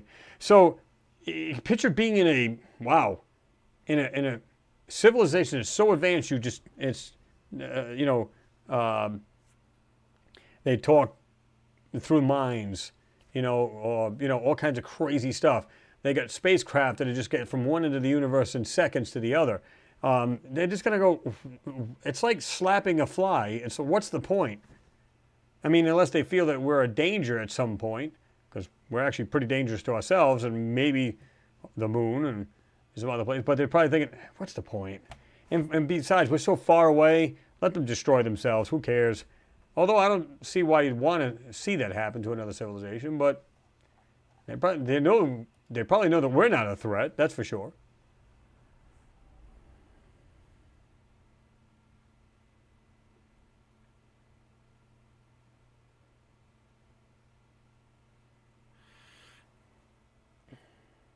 John, you said, isn't the universe accelerating instead of slowing down like you would expect? I know they said it was constant. I don't know if it's accelerating at this point, but I know it's a constant. I don't know why it would slow down, because once it goes outward, at some point it's going to stop, because that Big Bang only created so much. If you go by that theory, it only created so much. Well, boom, it's like throwing a pebble again into a lake.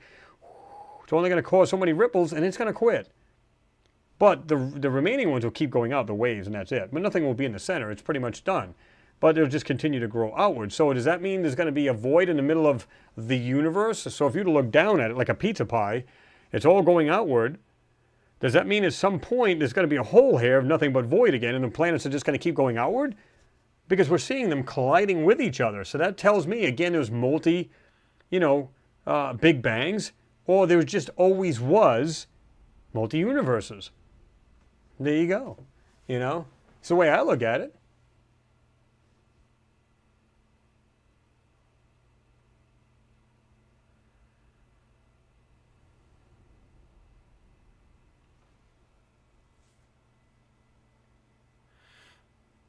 Leslie Ann, you said, I'm retired, but I want to work.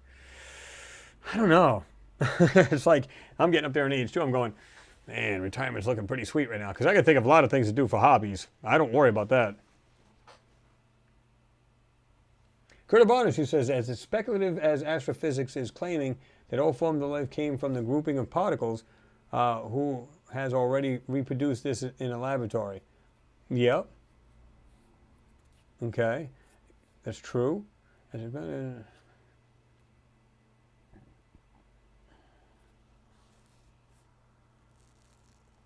Yeah, it's just, a lot of people laugh at too, like, well, we came from the ocean, well, we came from this goop, and, so on and so forth. Is it possible? Obviously, we still evolved. We're still evolving to this day. Our brains are getting bigger, our heads are getting larger, so on and so forth. So we are actually using more potential. Like I said, our brains are growing and everything else. We are evolving into what? I don't know. No, I'm just kidding. But the thing is, it's like, I think the universe, like we're talking about, has always been. And I think there's been multiverses all this time, and this is the reason why we have these collisions out in deep space.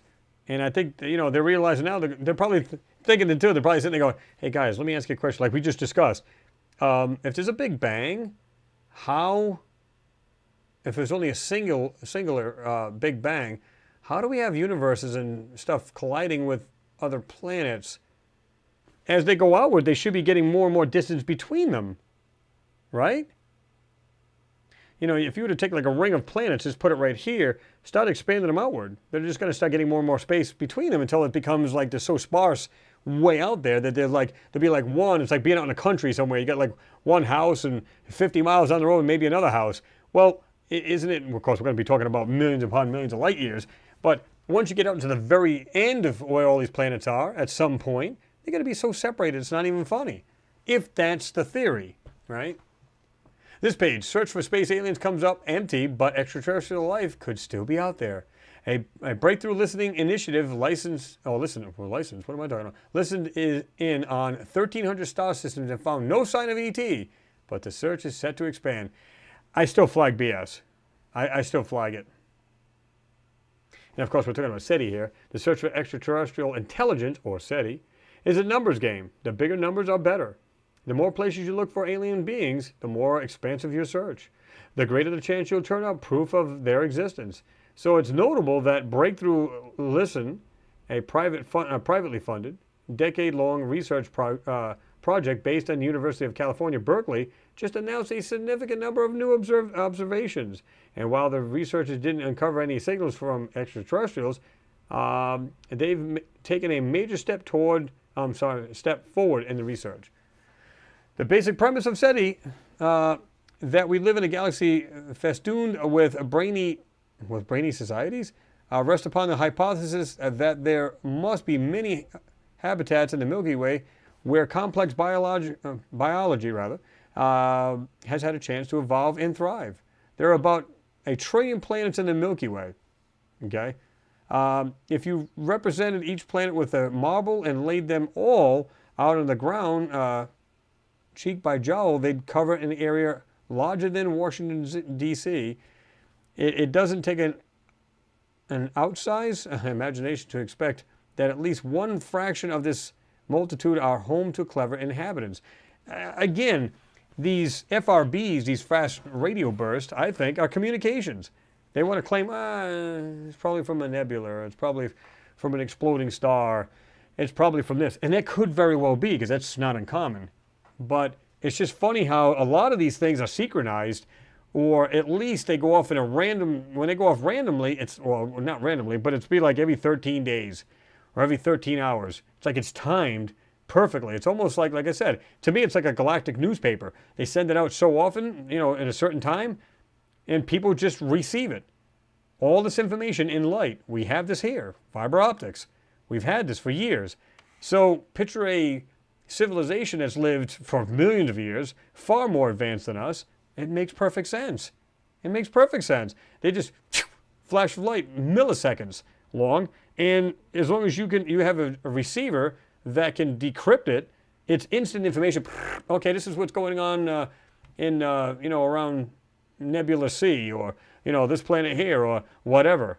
They know exactly what's going on. It's like like I said, it's like the universal newspaper, right? Why is it far-fetched? Like I said, it was funny because they were like, well, this one here is like 400 million light years away. Well, that one there is only 60 million, light years away. 60,000 light years away, or whatever. Okay, what does that even mean? Well, it's over there and it's way out there, and then it's way over here. It's closer. Okay, it's just, civilizations probably communicating with each other. How do we know?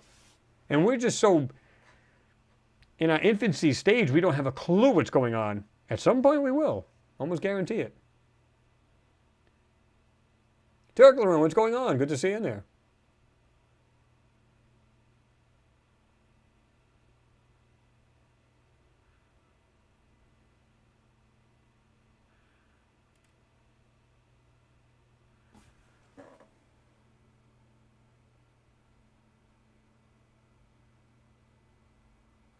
Flux capacitor 72 Monty said, I'd like to know, before anything was there, was the color of nothing clear?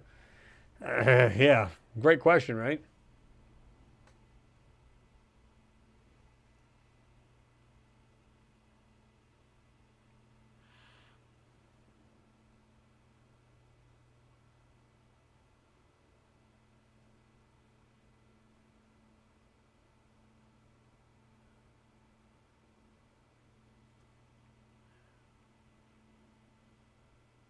John Smith, he said, infinity is very hard to grasp. It just doesn't make sense whenever you try to quantify it, messes with you. It does. Because like I said, you're so used to wrapping your head around, like I said, a simple analogy, just get up and just walk a straight line. You're going to walk into something. You're used to limitations. That's what you're used to. Now, the second you think of the universe, or, the vastness of void, excluding the planets and the universe, you can't wrap your mind around it. It's not like there's a wall there you're going to run into at some point. It's just, how do you wrap your mind around something like that? It just doesn't happen. It makes no sense. So now you put the planets there. Well, now you have limitations, because if you were to fly straight, at some point you may hit a body, a planet, a sun, or star, asteroid belt. You might hit something. So you do have a limitation to a certain degree. But take all that, like I said, all these planets and stars and whatever, there's nothing. How do you, it just goes on infinity. There is no stopping. How does that even make sense? Just try to wrap your mind around it. It's crazy.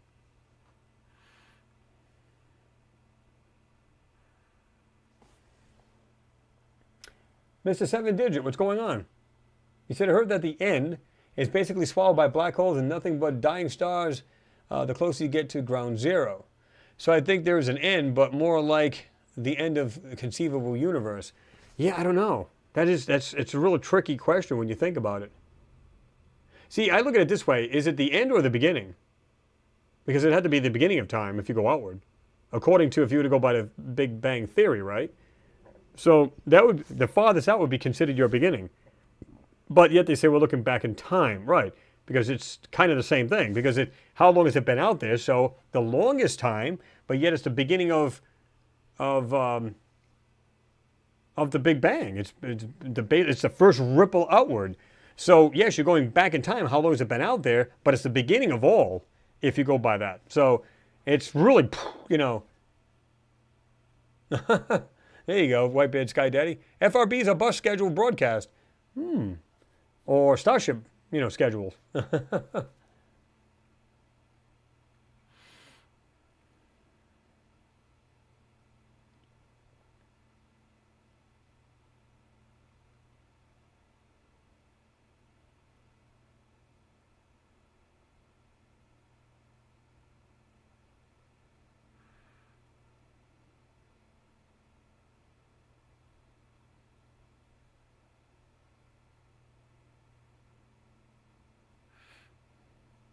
Danny, Chris, 100% point has 100% point, cannot be disputed.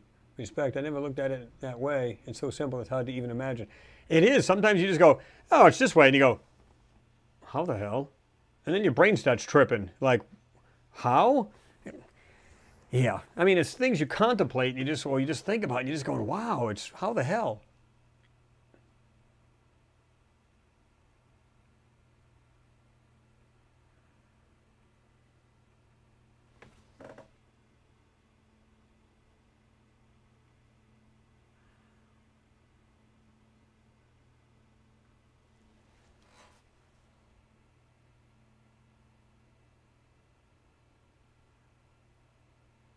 Leslie Ann. No, I'm not used to limits, LOL. Too much science, mate. Limits, earthlings.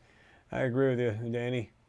Well, and here's the thing. What's really mind-boggling, see the way we think, even if it's on a simple basis, right? We think about these things and, it's not about just concentrating on Mars and seeing what's on there. It's about the whole thing. It's about the whole package. And the average person doesn't think of this stuff. They just go, they're talking about silly things they see on TV, right? And you're just going, oh, I'm bored out of my mind. Because it's so human. It's like, you want to expand your knowledge. I don't know everything, and I don't claim to. And I'm far from knowing it all. And I would love to absolutely learn more and more and more and more. Suck this shit up, man. And some people are just perfectly happy with, I had supper tonight. Okay. Yeah, I mean, it's just bizarre. Tim Hughes, a great question. What's the universe expanding into? The void? Vastness of darkness of space? And like I said, where does it end? Because at some point, like I said, if you were to look down into a pond and drop a pebble, all of these waves, they ripple outward. Well, then if all of these planets are doing that, they're all going to spread out at some point out until they're by themselves. Think about that. Again, if you were to put all the planets together in this round circle and just go outward, all of this little bit of a space between these planets are now like huge light years away from each other, and they keep expanding outward. So there's got to be, how do we know there's not planets way, way out there that are like by themselves, millions of light years out? And I'm talking about millions upon millions. You have a planet that's so vastly out there that they're nowhere near the galactic neighborhood. It's kind of like being out in the country as opposed to the city. So are they much more advanced? And they have to travel literally like through wormholes. They'd have to. There's no way around it, you know?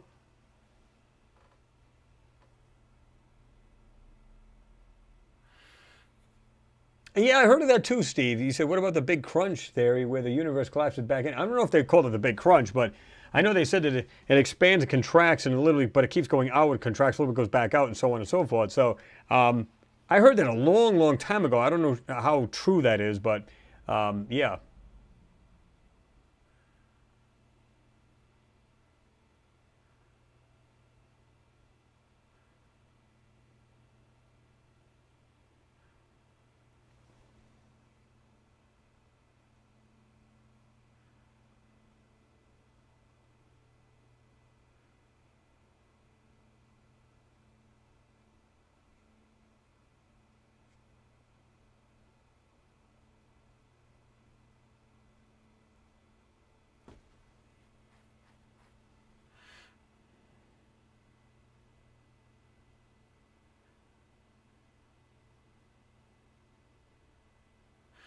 Leslie said scientists get it wrong. They don't like thinking out of the box. Well, I mean, don't get me wrong. There's a lot of good scientists out there that think about and just cram their brains constantly thinking of this, that, and the other. Of course, they try to put, science behind it. In other words, research it. See what you can find out. But it's hard to do that. All you can do is look at the stars and see them expanding, exploding, getting eaten by black holes and, all this crap. And you're just going, okay, I think this is what happens. So they come up with a hypothesis thinking that's the actual answer. Is it? I don't know.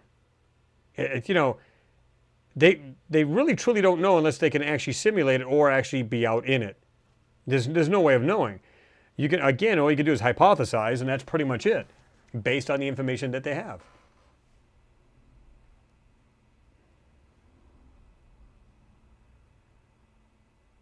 Long Island, New York says, magic mushrooms on Mars. Dude, pass that. Renee V, 141 thumbs up. Nice. Anybody who hasn't given a thumbs up, please do so. I appreciate you. It helps get the video out. So, yeah, just it's awesome to think about this. It's like I said, I know a lot of you people are probably like this because I do this a lot. Well, let me ask this question. Do you find, and I don't know if I want to use the word normal because it makes it sound like we're above everybody else, but do you find like normal conversation about everyday life like boring within the last couple minutes?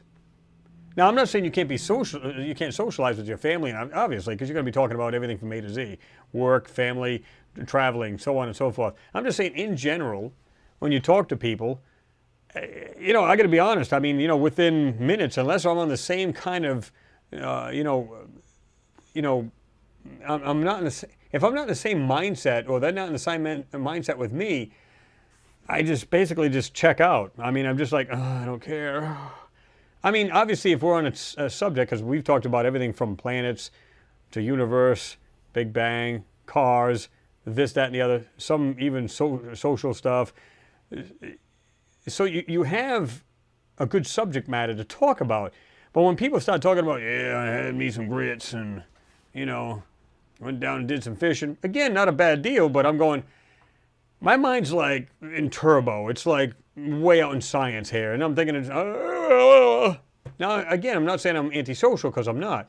But I just find myself, wanting to chat it up with people who are like-minded. It just makes sense,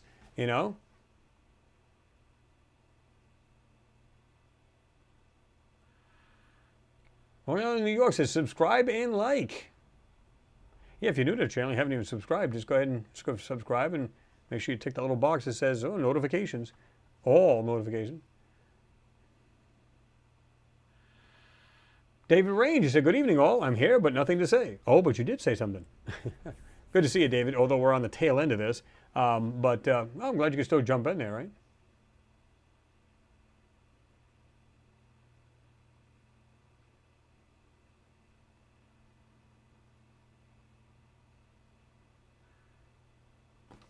Mr. Seven Digit says, I think many civilizations in the universe over the course of billions of years have come and gone.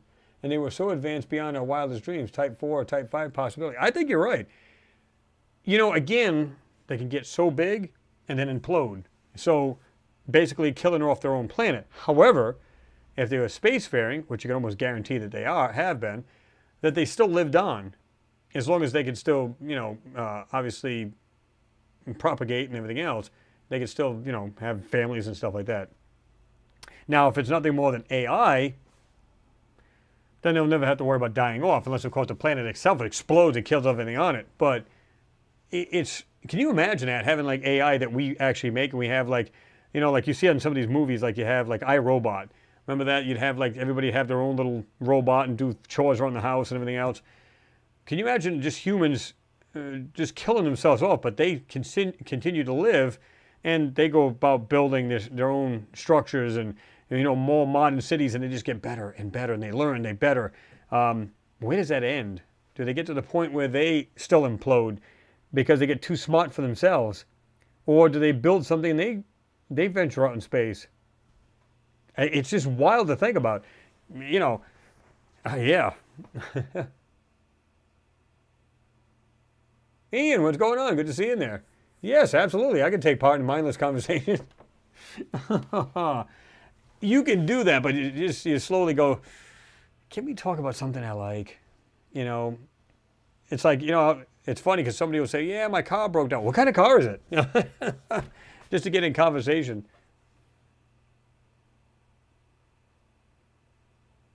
Ricardo, he said, don't just think out of the box, think there is no box.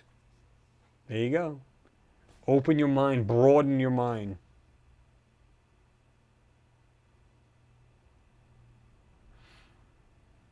Marco Besta, what's going on? He said, evening, Chris, and all.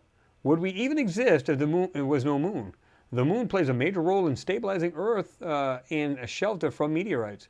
Still think the moon was brought here to assist life?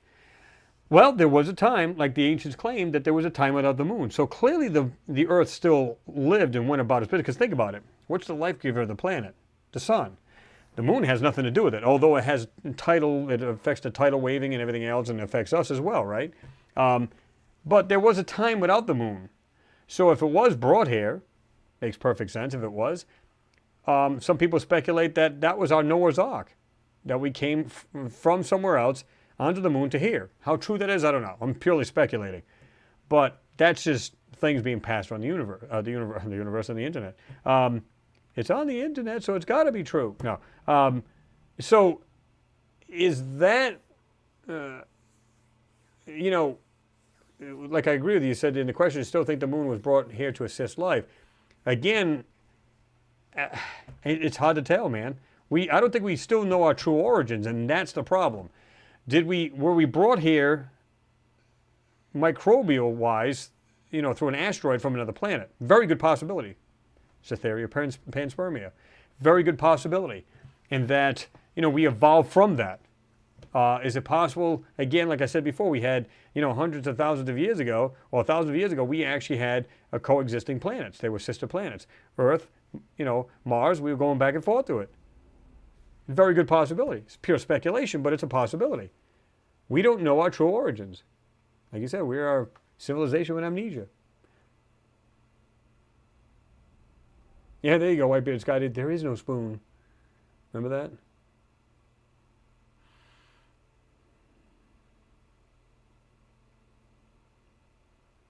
Pete Ferreira, Borg. We will assimilate. Leslie Ann, you said, my mind has been open since the 1960s, Chris. Absolutely. Yeah, I mean, since I was a child, I always thought that. Just, you know, wild things. Maybe people, that's why they thought I was a nerd. I used to dismantle radios and just mess with them. Oh, let's see if we can't make this louder. Or maybe make the receive come in better. Of course, you'd mess up. You get buy a couple of old radios from the flea market. Oh, burn that up. But that's how you learn, right?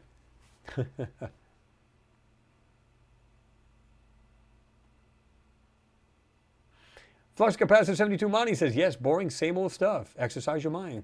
Co-workers can torture you with TV show crap and same old BS. Carpool to work is anguishing. Yeah, I mean, I don't carpool anybody, but yeah, I can imagine. Like I like to just, like I said, I listen to music on the way to work, but a lot of people say, I like to listen to talk radio. I'd rather kill myself than listen to that shit.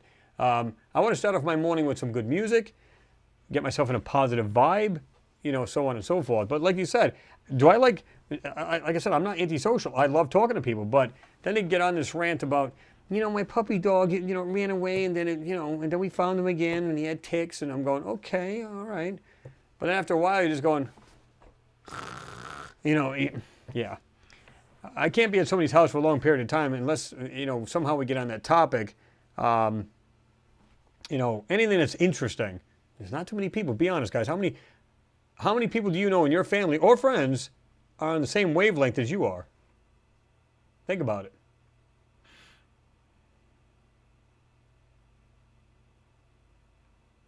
Oh yeah, I've had plenty of those too. Flux capacity said, co-workers and I do have a, if I won the lottery conversation, and I buy a big ass telescope observatory with, you know, with my proceeds. There you go. Yeah, I mean, you stop and think, like, you're kind of like daydreaming, like, oh my God, if I won the lottery, I'd be so out of here. And like I thought of the same thing, build my own little observatory, just live away from people, you know, live in a place where you don't have a lot of light pollution, and there you go, right?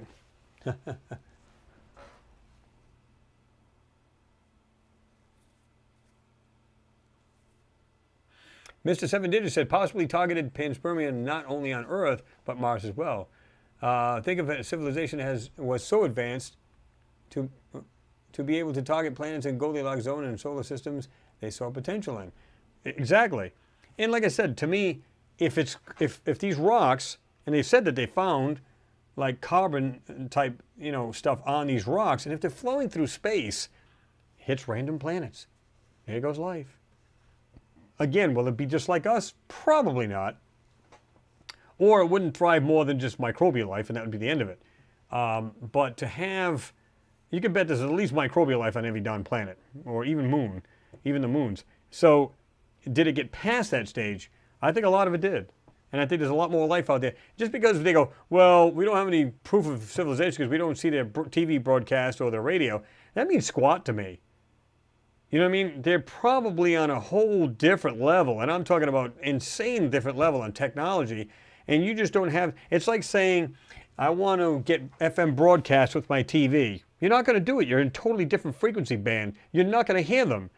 So that's why I think these FRBs are communications. Do I know that for a fact? No. I'm speculating. However, it's a very good possibility, and I think they know that, and they're probably saying, is there a way we can decrypt that? I mean, we do fiber optics here and here, but we can literally receive the light, but how do we break it down? How do we go about looking for that precise frequency? It is light, but it's still the way it comes in. It has to be broken down, converted, blah, blah, blah, blah. Yeah. How do you get that? You literally be like walking around for years trying to figure out how to even receive or decrypt such a transmission coming from somewhere. You know, they go, well, they're not out there, so we can't hear them, so therefore they're not. What? You know, it could be it could be telepathic. And somehow their broadcast is through the mind and not a radio signal. You know what I'm saying? It's just weird. How do we know? And so instead of, you know, they get like this news through their head, you know, through their planet, and just, they get like a download, only it's a thought, as opposed to literally radio and TV, frequencies and broadcasts. How do we know?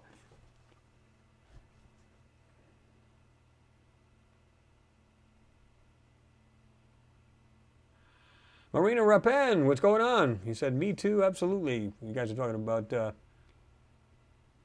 Mike Hoover, what's going on? He said, love chilling with brilliant and beautiful people. Yep, beautiful people, the beautiful people. Oh.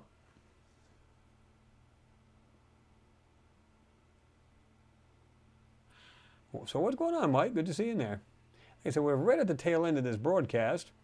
We will now be shutting down broadcast. Oh. From Mars. Ooh, I think I just gave that away. I swear I'm not from Mars.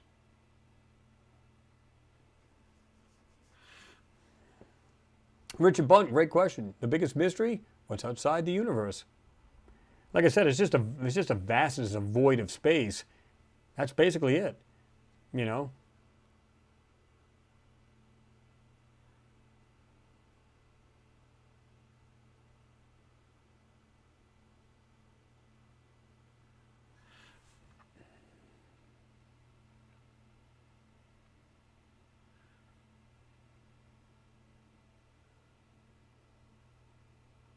There you go. Good way, good analogy, Pete. He said dealing with advanced technology is like talking to a relative with tin cans and string. Yeah, pretty much. Leslie Ann, you said, I'm a telepathic. Why do you think I'm a contact, Chris? Well, yeah, some people claim to be, you know, and they probably are. But it just, like I said, we're thinking on totally, we're thinking in the box. And, well, at least a lot of scientists are, because they just think, listen, I just go by the books. This is what it is, and if it doesn't go into this category, then therefore it is not. Bull. Like I said, I used to work in a machine shop. I was a tool setter for 13 years. And you go up to the machine shop, this is what it is. They get on their computer, they're in CAD, and we're going to build you this tool for this machine. I said, it won't work. What do you mean it won't work? Of course it'll work. You know, of course, they are the machine shop. They are the engineering department. Okay. But you're not taking in, you know, consideration the machine's 50 years old. The tolerances are totally different now. Things are not the way they were. Oh, well, just make it anyway and you can modify it the way you want. Sure the heck, you're going to modify the tool once you get it. It won't go into the machine right, and it won't work right at all. So, you know, you have to do that. So you don't know. Again, people, they could be talking with telepathy, or they could be getting like a I'll call it a master brain, if you will, but that's their TV broadcast system, and it's telepathically broadcasted throughout the people. They just sit there and every day at a certain time, if they want to just think, they can tune into that. How do we know? So we'll never see that communications in a million years.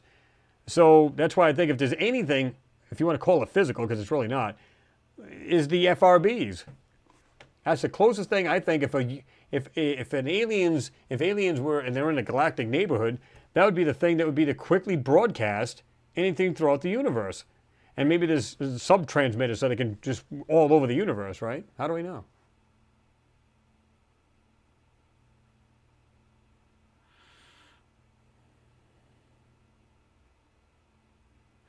Marco Besta, he said, Earth spins off center, gives us seasons, thus food in this life. All the Earth-like planets found that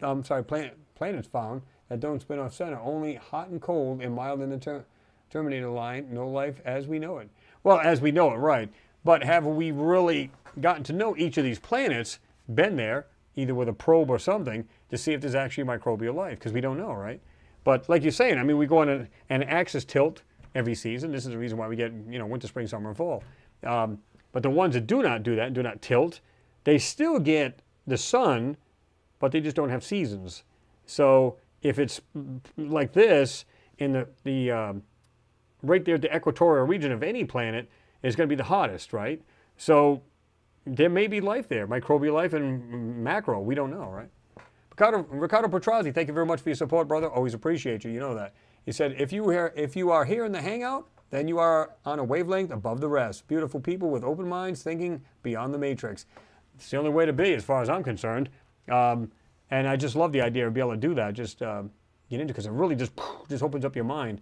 And like I said, I don't think anybody here knows it all. I just want to suck in that information. It's good to know. It just broadens your mind. And if you learn something new today, like I would, then you're still growing. That's the way I look at it.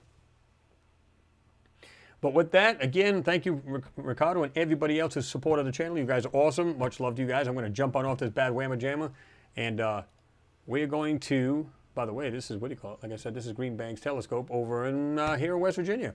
At least that's the largest one. You can see the little structure here at the very, very bottom right. You can see the buildings. It just goes to show you how big that bad boy is. I mean, look at all the weights right there that are on the curve on the bottom, counterweights. But yeah, so interesting conversation, folks. I do appreciate you all, and I'm glad I can share this time with you guys. I got to hit the crib because I got to be up in, let's see, probably 5 o'clock in the morning. Be there for 6. Get ready to unload a truck and get busy for tomorrow. Sucks. Never have any time to really shut down, but it's all part of life. It's all a good thing. It's all about making them greenbacks. But not a problem. Anyway, I appreciate you guys joining me. It's been real. Like I said, it's just cool to be able to talk about different things and different speculative subjects and stuff like that. And like I said, it's just I just feel you stop growing if you don't learn something new. So it's just awesome to be able to just chill with you guys and just have a great time. Hell, it's been what, 4.5 hours? More than that now.